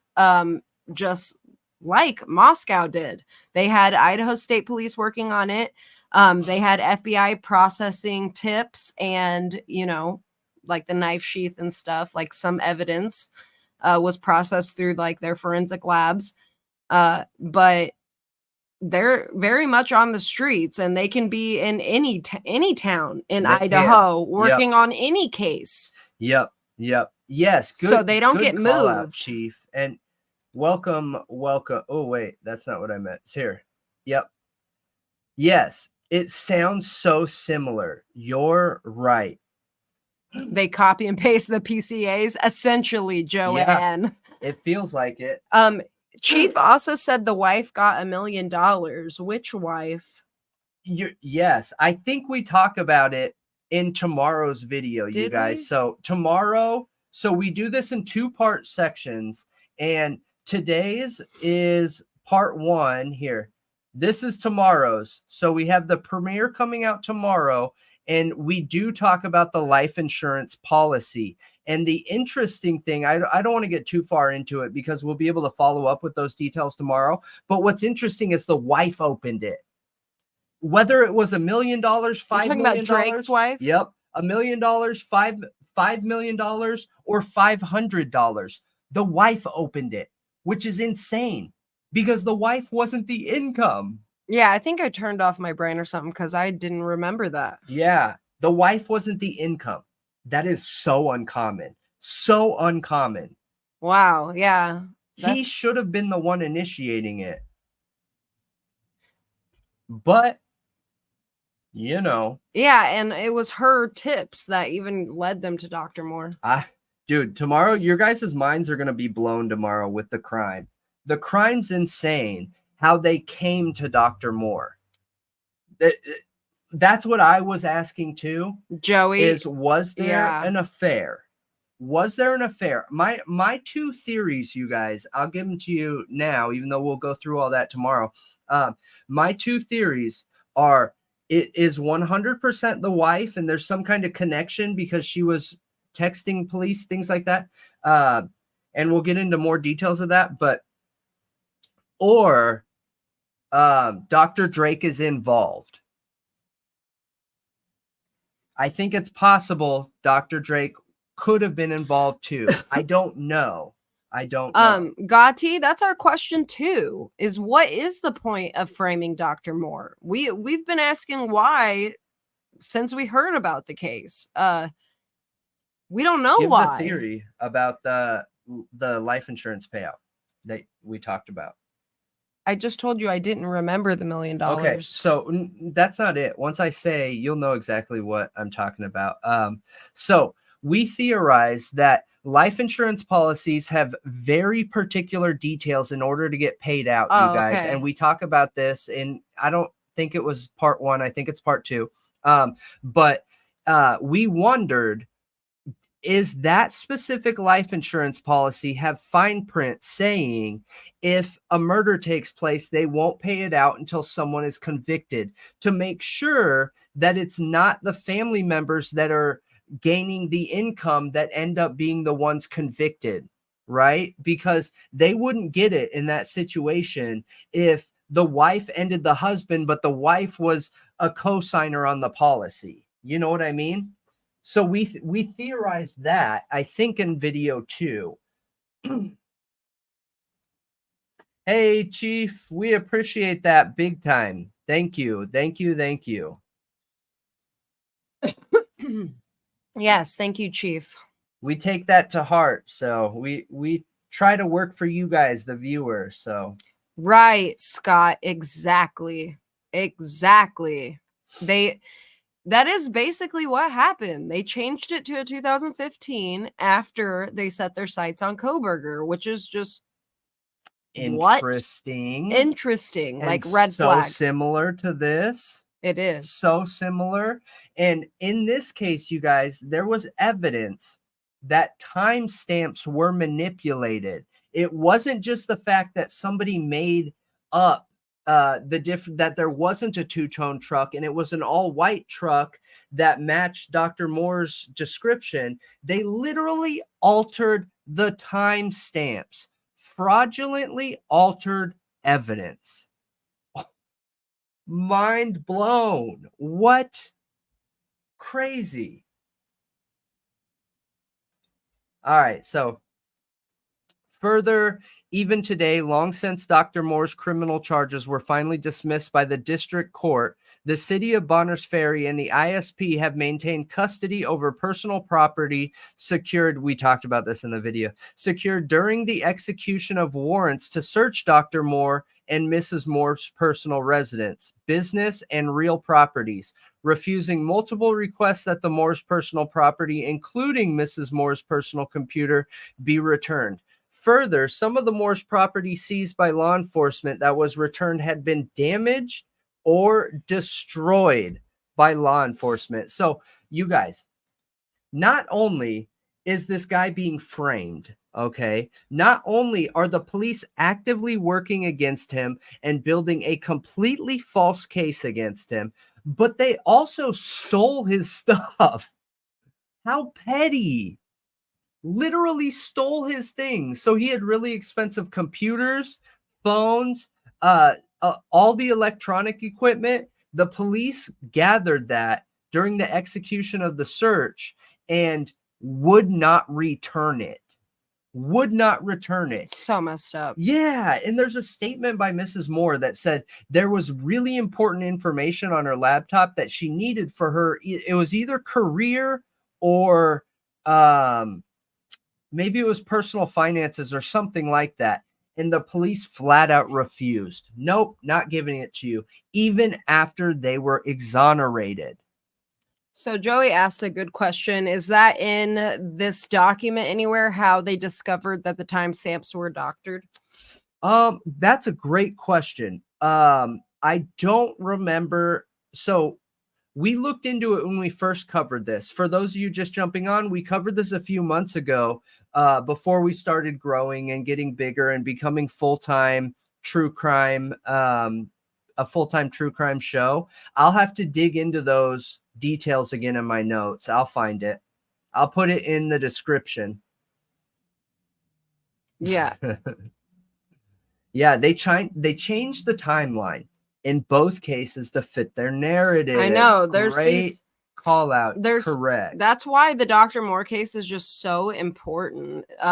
Because I see so many similarities in the investigation and like the evidence that they're presenting in the Koberger case as similarly that they presented in the Dr. Moore case. And it's just interesting. The same exact officers are involved and very similar evidence is being presented, and it was completely falsified in the Dr. Moore case. So it just, it makes you question, gosh, J. Ray would know in the PCA, which officer was it that found the knife sheath?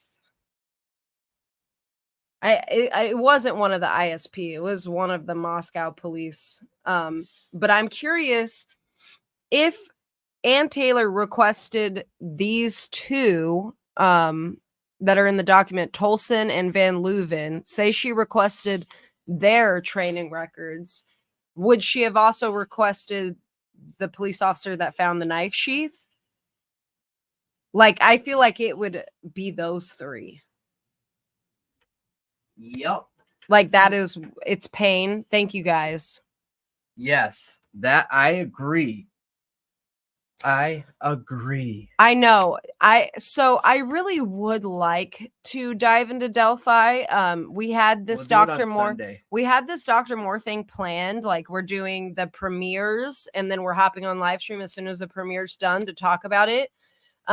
If we have any time tomorrow, I'll try to touch on it. But we may not. Yeah. It's very likely we will not. But I am this Friday, we're going to record the podcast and I have the memorandum, the 136 page memorandum. I'm reading it and we're going to talk about it. We're definitely going to talk about it.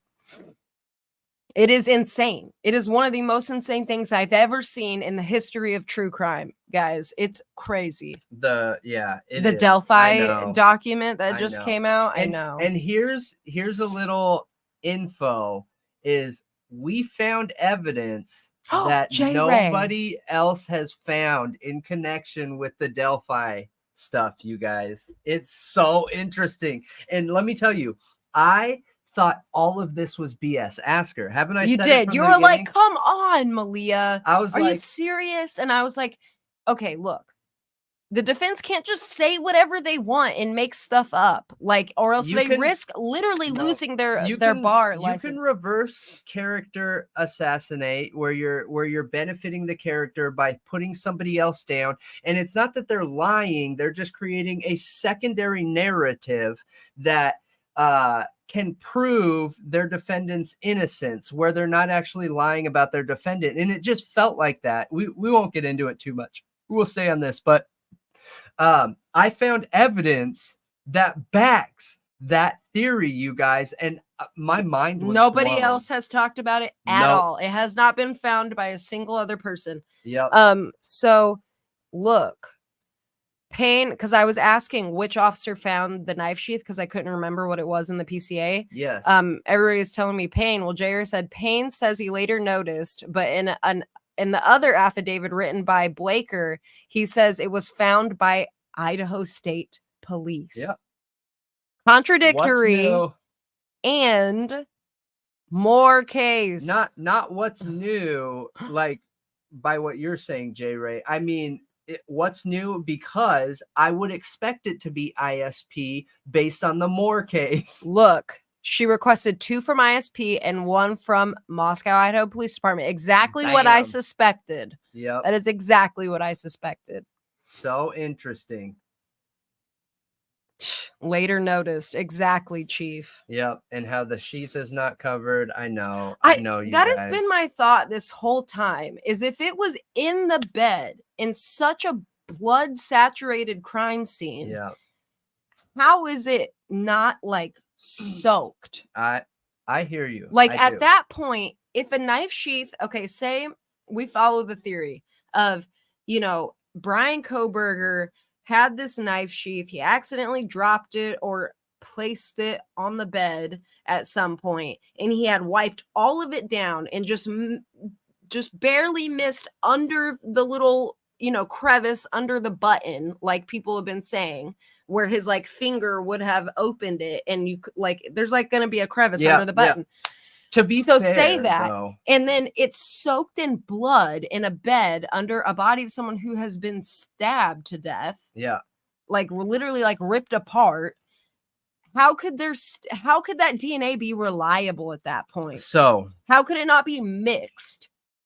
I have a theory that I don't think we've talked about on here before, but Brian Kohberger was in classes to learn all of these details, okay? One of the single worst things that you can use, whether it's clothing, whether it's a weapon, whether it's shoes, whether it doesn't matter what it is a porous material, okay? I would think that somebody with knowledge of that would know, if you're going to go do a crime, I'm getting my serial killer on here, all right? If I'm going to go do a crime, I am not going to take a porous sheath with me that will absorb everything and never be able to get cleaned out of it.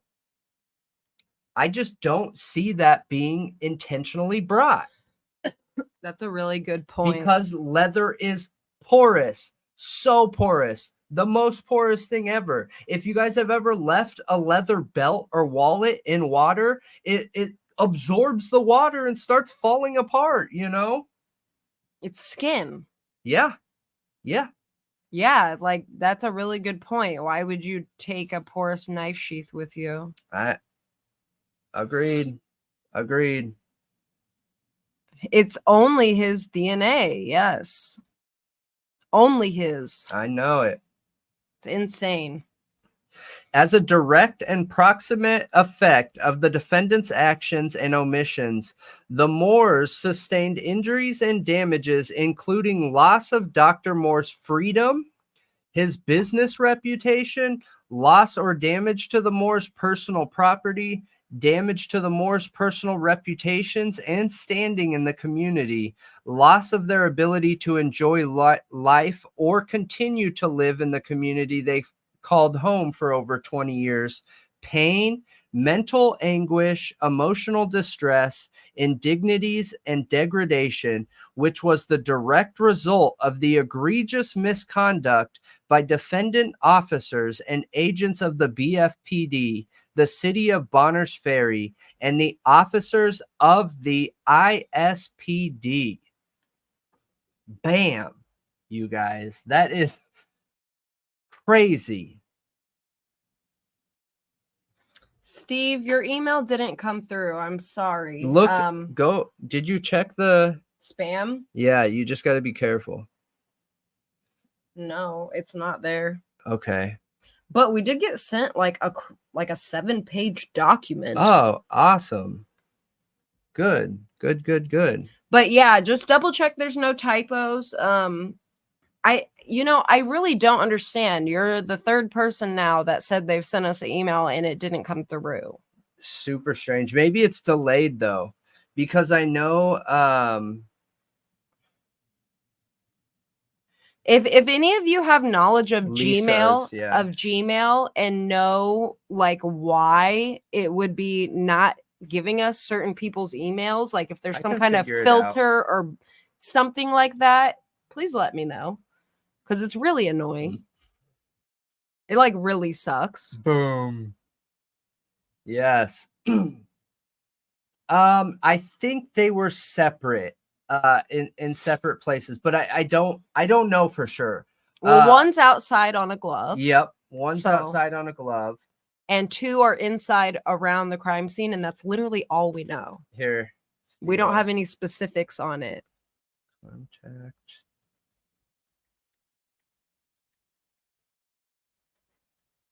You just got the email returned. Okay. Weird. Why is that? Is that 2 T's? Yeah. So it's contact with it. Contact ends with a T and then thought. Yeah. So sometimes that confuses me. I'm really confused why it's doing that. Okay. So even if the city of Bonners Ferry and or the individual defendants may not have expected or intended to cause the events described or the serious injuries that resulted, defendants are nonetheless legally responsible under 42 USC 1983 because these injuries are the foreseeable result of the defendant's recklessness, negligence, or deliberate indifference to Dr. and Mrs. Moore's rights, their policies and procedures, their failure to train. Does that sound familiar? Failure to train and supervise employees and agents and their own policy-making authority. Dr. Daniel Moore and Mrs. Karen Moore bring this lawsuit to hold those accountable who illegally caused unlawful extraction of a false confession, the filing of criminal charges based on the false confession, and the resulting incarceration for a crime Dr. Moore did not commit. Bam. Gina, what? Haven't seen you in a while. Yeah. Hey, Gina. I hope you're doing well. I Welcome. hope you're doing well, Gina. We are live. Annie, so here, let me highlight this. We've theorized this a couple times, okay? And I have a theory, right? I think the obvious theory is that it could be more than one person, and I think that is a theory worth looking into, absolutely worth looking into, and trying to find real evidence of that. I think another realistic theory is that the one hand held a knife and the other held a gun. One hand held a knife and the other held a gun. Oh, thank you, Cynthia, so much. Have a wonderful night. Get some good sleep. Yes. Have a good night. We appreciate you. Yep. As always. Thank you. Thank you. Hey, Gina. Hope you're doing good.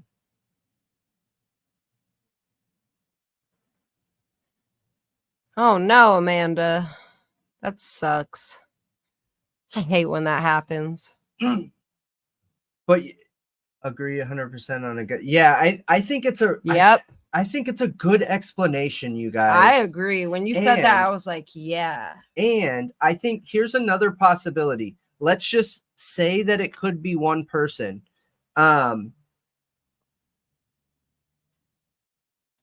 Hey, Ian, we appreciate you. You got to put a star in the chat. A star in the chat. Or actually prisoner. Yeah, prisoner of the chat. Prisoner of the chat. Thanks, Ian. We need 3 more to get to 50.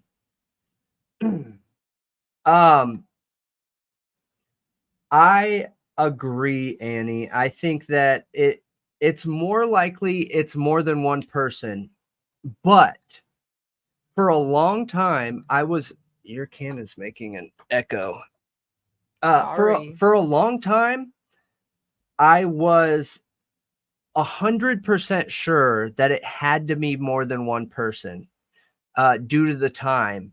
But I've looked into the time theory, and I think in like 8 to 10 minutes, it's realistic. It could be one person if that one person has experience doing this. I think there is no way around them not having experience in doing this kind of crime. They would have had to have done this before. They would have had to. Oh, we hit 50. Yeah. Oh, thank you. Woo! Awesome. Amanda said, I'm the star tonight, Ian. You can have it back tomorrow. Did you guys see Ian's Prisoner? Okay, Amanda's the official star. Okay. Yeah. For tonight. Ian's our official prisoner. Yep. It's super funny. Super funny. Appreciate that, Gina. But so I think there's a big wrench in the theory. Okay. And we've talked about this a couple times on here. So I'm curious what you guys think. We might need to even do a poll or something. So hold on. A poll. Yeah, hang on. Let me just pull up the layout.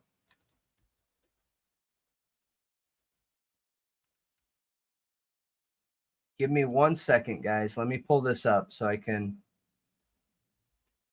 Okay. Okay, so you guys can all see this.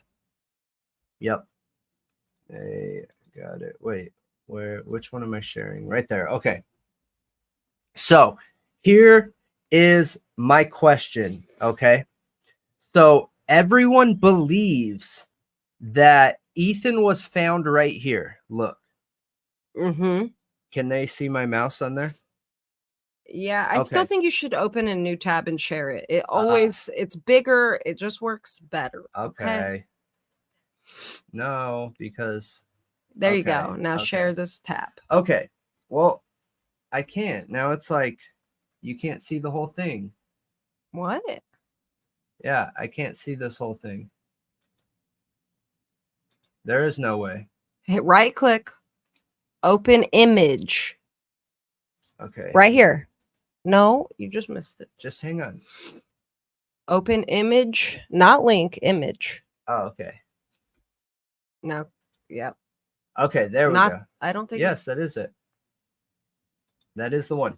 That's it. Okay. Okay, there we go. Sorry about that. Malia's here to keep me in line, you guys. Okay. So the PCA and the people's perception, okay, believe that Ethan was found right here, you guys. Mm-hmm. I do not believe that. I do not believe that. I believe that Ethan was found right here where this arrow is. But Hunter supposedly had to force a door open. I get that. I understand that. But when we're looking at this house, okay, if a body was across here, you don't think that would be in the way of getting a door open into bedroom 4? Are we sure that his issue with getting the door open wasn't that there was a body blocking the door? Well, isn't that showing us the way the door opens and they open inward? Yeah. And didn't we see in... But if a body's blocking it... then you don't have to shove a door. You have to step over the body. Yeah, I'm saying that, are we sure that there just wasn't an issue opening the door and everyone's making the assumption that a door was shoved open? Because I don't believe it says that a door was shoved open. The only thing that we know is there was an issue with getting access to this room. I don't know. I think he was out here in the hall. I truly do. Because they talked about having to remove pieces of wall, okay? If he was in the bedroom, they wouldn't have had to do any deconstruction. We know for 100% sure they had to do deconstruction. So if there's a body laying here, okay, what they would have had to do to keep the 3-foot investigative circle around the body for evidence and to keep it clean is to remove some of this wall to gain access this way. And then they would have had full access around a body. You know, I also heard This is complete theory, you guys. I'm just guesstimating here. So Casey said in the PCA, they stated they were in the room and he saw Xana first. And J Ray said, we don't know that there was trouble getting access to the room. Okay. Hello, Heather. I think KG interrupted MM being attacked. Could be why KG wounds are more brutal. Xana and Ethan met suspect on second level, mortally wounding one and then the other. Yeah. So when you listen to the audio, I think Xana, and I do believe that audio is real, you guys. I really do. I think Xana was the last one, and I think Ethan met the assailant out here. I think he ran into him right here. So, oh wait, they can't see me on that screen. Hang on. Chief said, I think they ran into each other right here, you guys. Yeah, but I still think I think that he was still in the room. Okay. No, and I understand that theory, but I think he was in the hallway. Especially which Cynthia's not in here anymore. She'd hate that I'm saying this. Because she doesn't believe what leaked out of the house is blood, and she thinks it's really stupid. But that I feel like Ethan and Xana being in that bedroom, which we saw the gap in the floor. Yeah. Okay, we saw the gap There under is. the baseboard in the floor. Bad construction. Bad construction. It gives more weight to both bodies being in the bedroom for all of that blood to be able to seep down. So I personally don't think you need two bodies. I think there was enough wounds for one body to pool blood that could make it down there, depending on what's in the walls. And that's the one thing I keep going back to when we're talking about this theory with the blood on the concrete is it's all going to be determined based on what they used in the walls to insulate. Yes. If they use spray and foam in the wall, then it's unlikely the blood would get down there. That spray and foam absorbs because it's like a foam, not like a fiberglass like thread, like the old school kind that gets stapled like cotton to it. Candy, like yeah, it's an actual foam that will absorb liquid. But if it's the old school kind, the cheaper stuff that has paper on the back that's stapled in there, then it wouldn't touch any of that. It would go right down to that concrete foundation. Yeah, Ethan and the suspect could have met in the hallway, and he still could have been backed up into the room. Yeah, Scott. So we had somebody reach out to us with, oh, I should show that and make sure everyone can read it.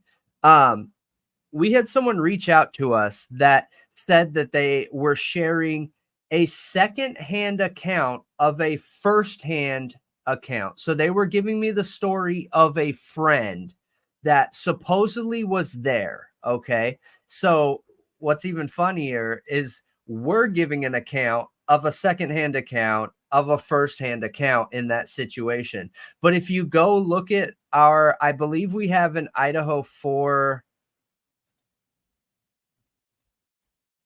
Is it up here? No, you got to go to our playlist. So if you go to our playlist, all of our Idaho4 stuff is in here. These are all the videos we've done surrounding the Idaho4. And this is our playlist. This gives that breakdown of the second-hand account of the first-hand account. Now, that does not mean that's true. So don't take that as that's meaning it's true. And we've already gotten contradictory evidence to we have. that. We like have. significant contradictory evidence, like Bethany Funk never leaving the Yes. bottom floor of the home. Yeah. Which contradicts that story. Yes. Yes, yes. Hello, what's happening? No, we are not married. No, not married. I won't go there. No, just don't even go there. The inside joke is not a great joke. Yeah.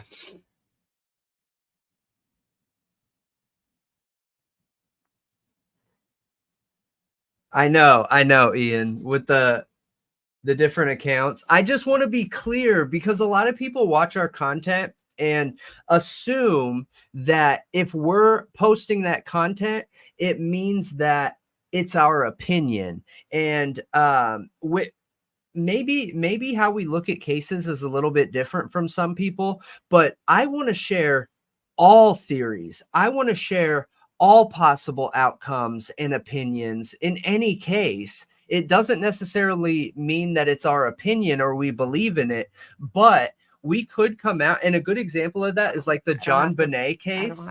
And in the John Bonet case, we cover multiple suspects that we do not believe are possible suspects. And we still cover them though, because I feel like a theory like that can strengthen other theories that we do believe in. Chief, stream tomorrow, 9 p.m. Central Time. Actually, it might be a little bit earlier because we're doing the premiere. Yes. So it'll be like probably more like 8:30. Doesn't the video premiere at 8 Central? Yes. Okay. So we just premiered part 1 tonight. Tomorrow is the part 2 premiere, which is right here, you guys.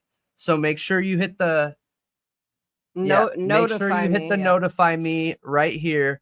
And this is going to be focused on the crime. So this part 1 was focused on Dr. Moore and what happened to him personally. And then this one will be focused on the crime directly. And we will live stream the second this is over. Hey, Miss Kelly. That's okay. I'm glad you're here, though. J. Ray, you go ahead and start it. It's okay. Gina, are you mad I'm ruining the joke? I'm not lying. About what? So being married, we aren't married. Earlier, 2 sets of twins. She's saying that we both have twins. And I almost remember how Ian was talking about me getting murdered by the smiley face killers earlier. I was like, dang it, where's Gina? So that I can say, yeah, Malia did get murdered by the smiley face killers. I'm the other twin. Shut up, Casey. So you're a twin and your husband is a twin? No way. That is crazy. That is so wild. You guys must have superpowers, man. But yeah, that's my theory based on the information that we currently have. Now, I do want to be clear about why I think I started having this idea about Ethan being found here. So I don't know if you guys remember, but when that 3D model of the house first came out, where you could literally walk through the house, they had an X placed right here in the beginning. So when I first started thinking about this crime, I started thinking about it like, okay, what was the order it took place? They went upstairs first, and then 1, and then 2, and then how could Ethan be ended right here and not in the bedroom? And I started thinking, well, okay, maybe he encountered the suspect. Then that audio came out, you guys, from True Crime Design. Make sure you check them out. That audio is so eerie. We just watched it on our live stream the other day. True Crime Design is amazing. They go pretty far out with theories, but again, that's great. I love all theories and all content creators, and they're awesome. You should check them out. But when that audio came out, I feel like that audio backed up the evidence of Ethan being out here, because you can hear him yell Z in that audio. Now, I'm guesstimating that he called Xana Z, and it would be awesome to be able to get clarification on that, and that would just add more evidence that that audio is real. And if so, you would only yell Z if you're outside of the room. You wouldn't be sitting next to them saying, Right. "Hey, Z." No, you would be out of the room, you guys. And I believe that audio's real. I absolutely believe that audio is real. By True Crime Design. Yeah, but J Ray, what about the distorted audio in the PCA? Like they do have the police have distorted audio that has like yelling and like gosh, crying and stuff in it. I forget the description of it. But we do know there's distorted audio there, that there was a camera that picked it up. Yes, I'm Xana Z, like it I'm- could just be, I don't know. I'm right there with you, J Ray, know. and we were asking those same questions the other night, and that's why I feel like that could be a good confirmation of that audio. Can we get confirmation from somebody that knew Ethan or has some firsthand accounts of being a local? Did he call her Z? Was that the go-to habit? Like, hey, Z, whatever, you know, was that what it was? Because that would prove more that that audio could be legit. Oh, no way. All your kids' names have a Z in them? That's awesome. It's like the Kardashians, but Z's. Yes. Amanda, you want a cherry on top of the twins? What? Is that what she means? A boy and a girl with a cherry on top. Yeah. So if you guys find, if you help us sleuth out and you happen to find anywhere, if we could get a video of Ethan, that would probably be hard with his family being so shut down and everything, or closed off. But if we can confirm that, I almost guarantee you, I feel like that audio is real, you guys, because that audio came out like spur of the moment, where mainstream media then went out there and made a really weird statement. Like, do you remember the statement in the beginning of that video where they say, oh yeah, we talked to someone coming out of the house? So not an owner of the house, not a family that lives in the house, but we talked to someone coming out of the house that says that audio isn't legit. It was really strange, made me doubt that statement. But again, that I understand that's going tin hat a little bit. And it normally is somewhere in the middle. I would just love to be able to get evidence of him calling her Z. Or not. I'll take either way, you know. Yeah, her mom's nickname for her could be different than Ethan's nickname for her, though. Yeah. So, I mean, no, absolutely. But Amanda, okay, Gina, yeah, she's saying pretty please with a cherry on top. Okay, I got you. I am just blown away. Yes, we can make it a boy and a girl. We can. I am so blown away at this evidence of the Dr.Moore case. Like, it is so wild. Should there be words with the twin emoji? Like ESP? Like put ESP on it? The Herald? Or like it can be a thing for like thinking alike, or like should it be like twinning? Or should there be some kind of words? Does anyone see a two-tone truck like that? Is that a two-tone truck? No, yeah, J Ray, I think you're right. I don't think her mom was in her life, J Ray. A two-toned SUV like this one? What? Heather said the white Elantra in Oregon found with a person sleeping in it. Yes, the homeless person. It's the one in Oregon that we've covered. Yep. We did make a two-tone banana, Gina. Yeah, I was about to post it. Yeah. That Elantra we've covered a couple different times. Who said that? It was Heather. Heather. So we covered that a couple different times in the past. We might do another video on it. And I actually think we did a video on it in our Idaho 4 playlist. Let me see real quick.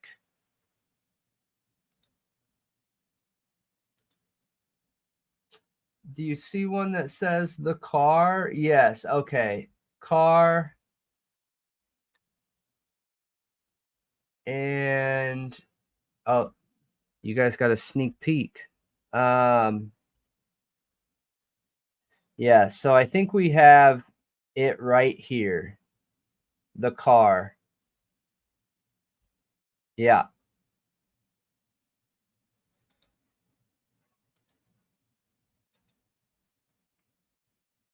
That's the one. So how likely is it if we have proof, you guys, if we have proof of fraud, manipulation, malintent, everything, all of the above in this Dr. Moore case, how likely is it that those same types of behaviors will be carried over? So we have looked into Darren Duncan. He is Kopaka's friend. Heather. Yes. Yeah. So we haven't done a Kopaka story yet because it's so theory based. Everything, like, there's no physical evidence yet because they haven't closed the case. So there are no official police reports or anything. And we understand that topic is shaky, you know, people take offense to it. So we wanted to be able to come to the table with some kind of solid evidence, some kind of hard evidence, some kind of valid questions around places he's lived, some background in military behavior, things like that. So we've just held off a little bit on the Kopaka stuff, hoping that they'll close that case. Mm-hmm. Gina, which Google Drop? She was asking, what do you need? Everything's in the Google Drop. Which Google Drop? I'm lost. But yeah, I will definitely make it like that, Amanda. I'll work on it tomorrow. I should have it before we go live tomorrow. No, not necessarily to clear his name, Heather. I don't think there's anything connecting his name. So anytime there's an open investigation, those records of an open investigation are not public. But as soon as an investigation closes, they become public records so people can gain access to them. Now, with Kopaka, there isn't a whole lot of background other than just doing a paid background search to see where he lived, what kind of car he drove, things like that. And just with that alone, other than him and Brian Koberger living in the same areas at two different times, that's a pretty big coincidence. But other than that, there's not much there until the public records become, or until the investigation becomes public records. I'm sorry, until the investigation becomes public record. So we were trying to wait until they close the investigation, unless they aren't going to, because they aren't still investigating it from everything that we've understood. And normally when we looked up the statistics behind how long it takes for a crime of that nature to be closed, it's roughly about 6 weeks. And we are going on what? Over 6 months now. So, she wants to know if you've watched Darren's interview with the news. I have. He specifically came to the news to clear his friend's name over rumors Kopaka being involved. Interesting. I haven't seen it. Wait, is Darren the one that the police called? It's this guy. We talked about him before when you were digging into it. He's not good with names. Like, he won't remember who it is based off of the name. Yeah. Heather, do you know if he's the one that the police called? Do you remember that? I have an actual learning issue that unless I'm like super loaded on caffeine, I have a hard time remembering names and places and things like that. But so the interview that I saw was Kopaka's friend, a military friend, and there is an expectation around a holdup where when somebody's held up or has a hostage, the expected police behaviors or the way that they handle those situations is they're supposed to get that suspect in contact with a friend or family member. What's interesting in the Kopaka stuff is they called the friend to verify that he was Kopaka's friend. And then when he said, yes, why, what's going on? They said, oh, nothing, we'll call you back if we need you, and hung up the phone. The police never called him back, never tried to get him in contact with Kopaka, never tried to get anyone in contact with Kopaka, which is a big error and flaw based on everything you can read around de-escalation of those scenes. And the next information he had was that, you know, Kopaka was ended. So unfortunately. Good morning, Scott. Have a great day. I'm glad you got to join tonight. Thanks for your input. Yeah, appreciate you, Scott. Or this early morning for you. Oh, okay, J-Ray, he was. I was looking for Heather's response. So I am talking about that guy. Okay, then I have watched that interview. Yes, I knew it was that guy. Yep. That's why I was showing you. Yep. Which I find interesting because so it looks shady on the outside looking in on this situation. I get it. It does.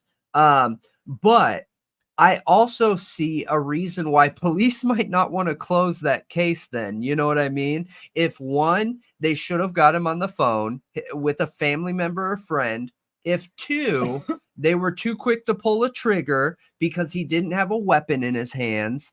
It makes sense why they might be dragging their heels to let this go until public attention subsides, you know? Oh, Randall. Yes, we actually did talk about that recently on the podcast, the Moscow shooting that was most recent. I did not know he shot a girl though. That wasn't it a ricochet?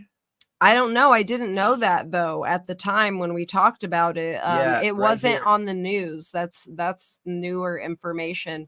But yeah, Heather, that the guy with the horror movie Shrine, I remember that in his research. And yes, we also talked about the fact that his birthday is November 13th. And that was a part of the theory. Like, did they go do it for his birthday? Yeah. Yep.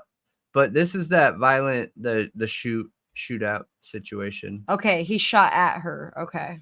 Yeah. You know, the night that was breaking, like we were live and I couldn't believe nobody in the chat like said anything. I was like, but when I started looking it up, it wasn't all over major media at all. Like you had to dig to find anything. Yeah. Yeah, that, trust me, you guys, I think all of that is very interesting stuff. I do.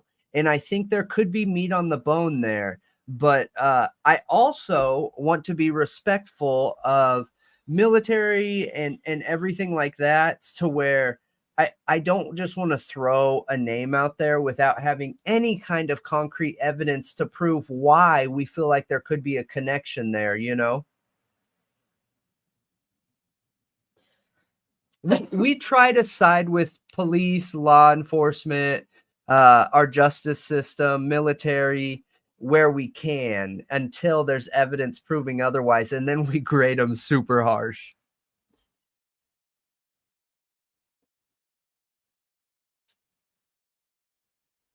I hear you. I hear you. I agree. It's a weird situation.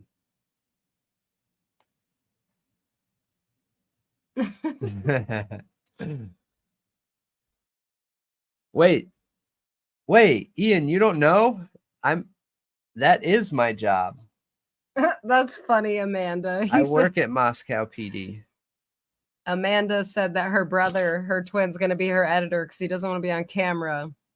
And he said that she needs to talk about this case. Yeah. And she said everyone already is, and he's like, I haven't seen anything.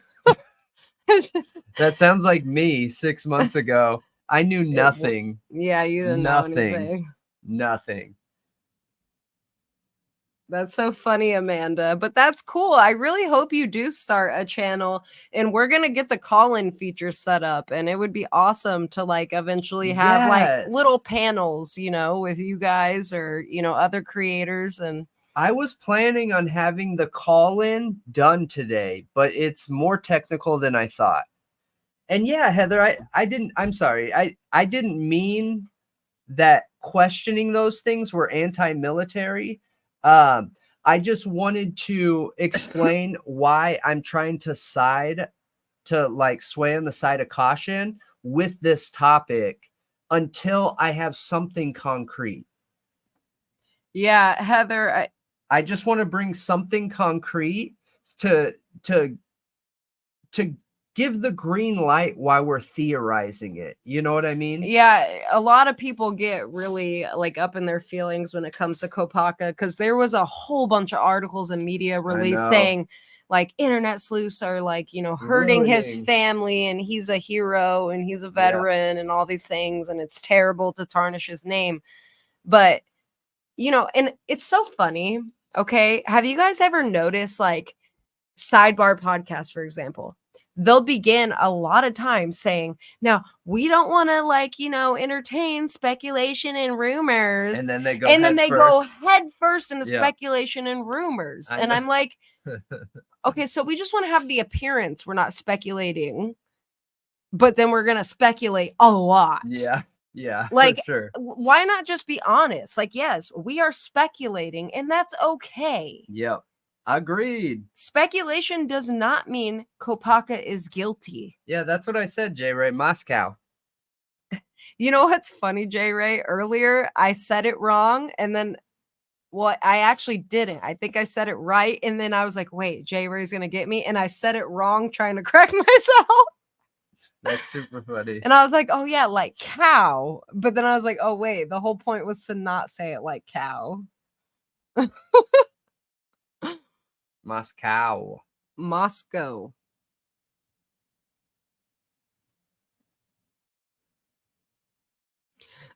What do you think about Bill Thompson sending the FBI to Vargas's home? I'm totally comfortable with saying Darren seems more likely to be involved compared to Kopaka. Yeah. Darren is sketchy. And I don't think it's okay. Like, I don't think it's okay that the FBI went to her home personally. Why didn't they call her into an office with both the state and the defense present? Why didn't they call her in? Well, like, why didn't they set it up so it couldn't even be accused of witness intimidation? You're jumping to our conversation. So that's not the expectation. But what we talked about on stream one night is that should be the rule. I feel like, and Malia feels like this too, that if the prosecution has an eyewitness or an expert, the defense shouldn't be able to meet with their eyewitness or expert without them present. And if the defense has an eyewitness or expert, the prosecution shouldn't be able to meet with them without them present. So, yeah, I think that I don't know what the reason was, but it wasn't a positive reason. They didn't go there trying to help anybody. You know what I mean? They didn't go there with best intentions to try and make something simpler, easier, you know, whatever. So if it's not positive, it is probably negative. Right. But there's no way to confirm. Right. Yes, Randall, that's totally right. Their secrecy has caused all of this. They are to blame for the speculation. I mean, yeah, I mean, our whole theory surrounding the Kopaka situation and Darren was that they were involved in it together. But I mean, I guess it's possible. Wouldn't that be interesting with our Northeast slasher theory, or your Northeast slasher theory, if it's Darren? He's the Northeast slasher. Yeah. We need to look into his We background. should write his what's his last name again? It's Duncan. That's right. I have a name issue, okay? I can't help it. Darren Duncan. That's right. Hang on. Let me write down on my cases. Like Dunkin' Donuts is his favorite restaurant.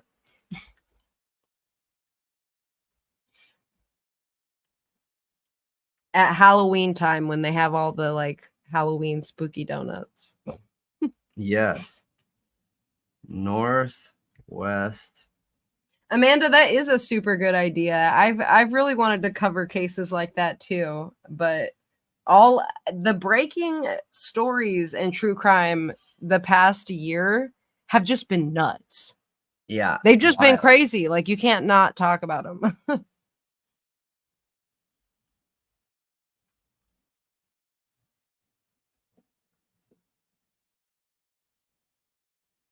So has Vargas said anything about it?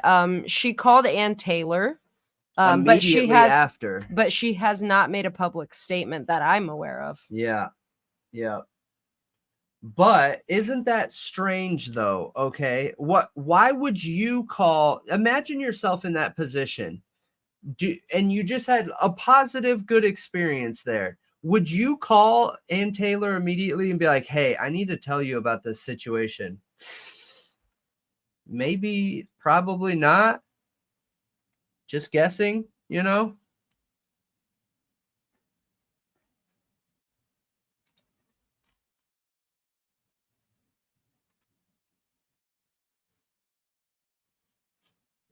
Yeah.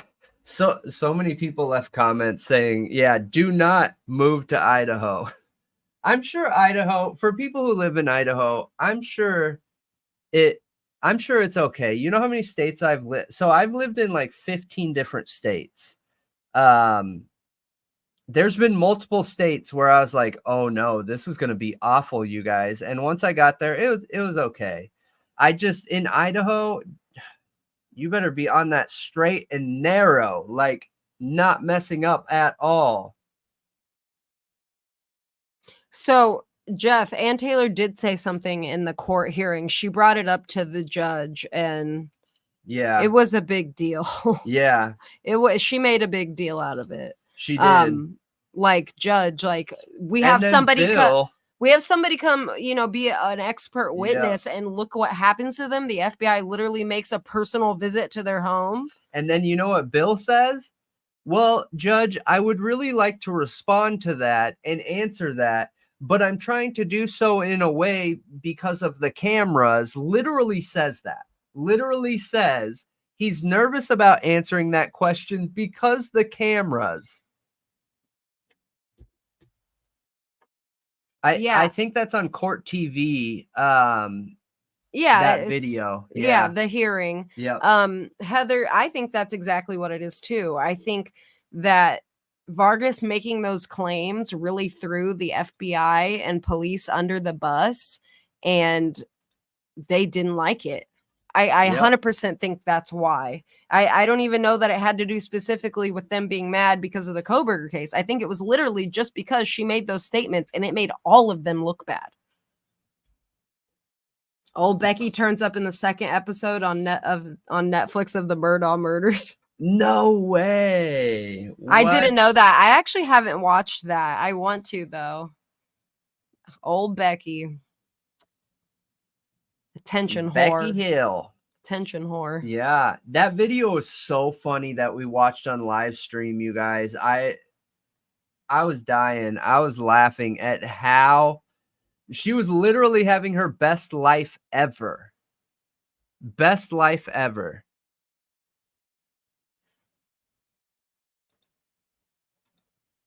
Right, J. Ray?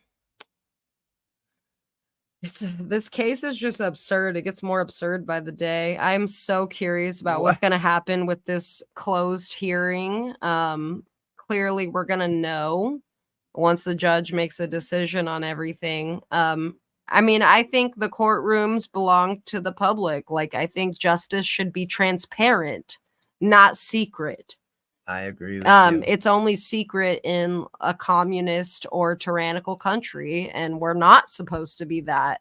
I think transparency is most important above all, especially when you look at countries like Finland, where their government is literally like the most transparent on earth, and they are the happiest country on earth. Like, it's important. It's incredibly important. Someone complained about your hair. That's so stupid. What, the bun? Yeah. I mean, my hair. No, not that. They said you should put it in a ponytail. They're just probably trolling. Okay. I'm literally never going to put my hair in a ponytail ever now. Why? Now. No, they're saying you should. I know. That's why I'm never going to do it now. I think it looks good in a ponytail. You know how many people leave trolling comments? They're honestly funny. The rule is, if you're going to troll, at least be funny, man. There's nothing anyone could say that would hurt me. Yeah. What about truth and transparency? That's what you were talking not about. The channel. I was thinking the channel. Yeah, both are great. Like real justice, truth, and transparency, and the channel. Yeah.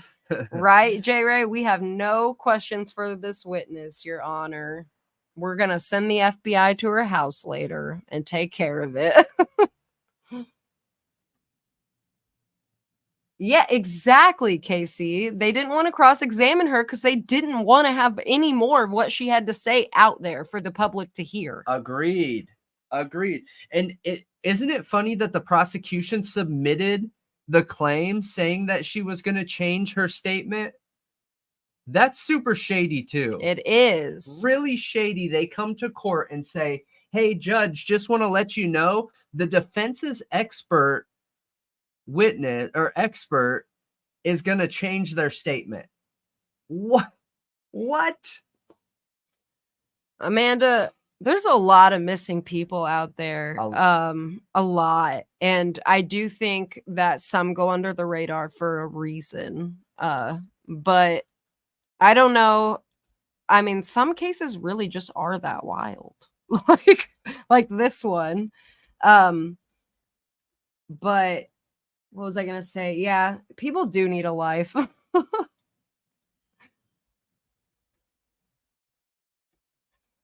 Thanks. I think my hair's all right. I'm not a hair person. Like, I despise brushing. Who is a hair person? Some people are so good at doing their hair. Like, I could give a shit about my hair. Yeah. I think your hair looks good, though. Like, the most simple way to do hair is my way. Like, yeah. I want to be able to brush it. I think it and looks be good done. like that. Yeah. You should. I like makeup and stuff. Hair, no. I can't stand it. I don't like brushing it. I don't like the way it feels when it gets pulled. Like, I'm very tender-headed. Just no. Yeah, I think messy hair looks good. I'm a sucker for dreads, too. Just dread it so you never wash it, ever. What? You still have to wash dreads? Not mine, I didn't. Or they mold and stink. Maybe that's why I was smelly then. You know Christina Randall, when she had dreads, I watched one of her videos on her secondary channel where she showed how she washed her dreads. Oh my gosh. Like, no wonder she cut those things off, man. Well, I can't imagine how heavy that was. It depends on if they're real dreads or fake. So there's two different kinds of dreads you can do. You can do the legit ones where they dread themselves and you just cater to them a little bit. Or you can do the ones where you can use wax. I'm sure I would, J Ray. We get along good. Yeah, Amanda, I have looked into Gabby, but not Kylie, I don't think. I have to look it up just to be sure. But Gabby Petito, that was a big deal. That was crazy. Yeah. We are to some. Steve, they've been cremated. Yes. It's Dunzo. Yes. Which is it really sucks. Honestly, if my kid died like that, I wouldn't have them cremated. No, I'd have a hard time, man. Because I would want to be able to go, like, if for any reason we can't find the person, like, or I don't know. I agree. It's a crazy case. The way they were murdered is crazy. So I don't know. I would probably think about that. Yeah. Like, will we need the body for evidence at a later date? Should I keep it around? Yeah, absolutely. But so, yes, I think that is it for tonight, you guys. For those of you that are new, this is one of the bigger live streams we had. So welcome. We appreciate all of you. Just so you know, we do have our Patreon up, and our memberships is open, and we got a ton of other videos. We have our Idaho4 we have our Idaho4 playlist here with all kinds of videos in there, and we're adding at least one a week moving forward. Then we have all our other cases as well that we cover. We cover roughly about 6 a week. And tonight was a fun one. Make sure you guys hop on the premiere for tomorrow and hit like on that premiere, and like on the live stream, and notify so that you guys can hop on and we can continue talking about the actual crime of Dr. Moore. So what the exact crime was that caused him to get charged or set up in this way, and who that perp actually could be, since he's been ruled innocent in this situation. So it's going to be awesome. If we have time tomorrow, what was the case? We'll cover some of the Delphi, or we will set up Delphi for Sunday and dig in. And I'll probably share that evidence. We'll see if it'll be Sunday or if we'll release it in the video, but there's some good evidence for some local confirmation. But we appreciate all of you. This was a super good time. And I appreciate all the chat input. Yeah, and Randall, we went over the 48 hours in a previous live stream. Which live stream was that? That was Monday. Gosh. That was Mondays. I've right? been trying. Or no, hard it to was title Sunday. them right. It was this past Sunday's live stream where we went over the 48 hours. We felt like it was everything that we had heard already, and that Kaylee being trapped didn't really mean much because all of them were trapped. Yeah. Technically. So you can go check out that live stream. We went into detail. Like I wrote notes and we talked all through it.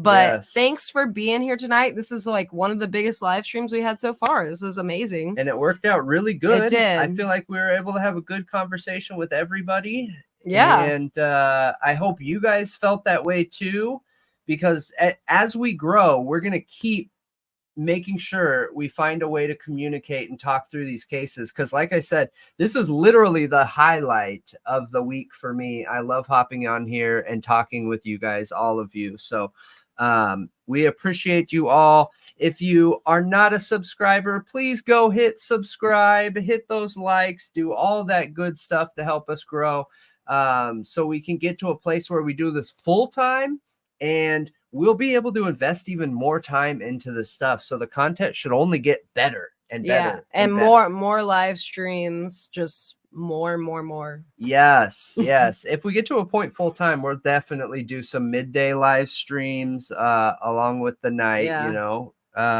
So yeah, it'll be a good time. Yep. Good night, all of you. Ian, J. Ray, Amanda, KC, Miss Kelly. Good night, everybody. Gina, Heather. Good night. Yes. Eat Bliss. Thank you so much. And to everyone else, a good night. A great night. All right. See you later. Bye.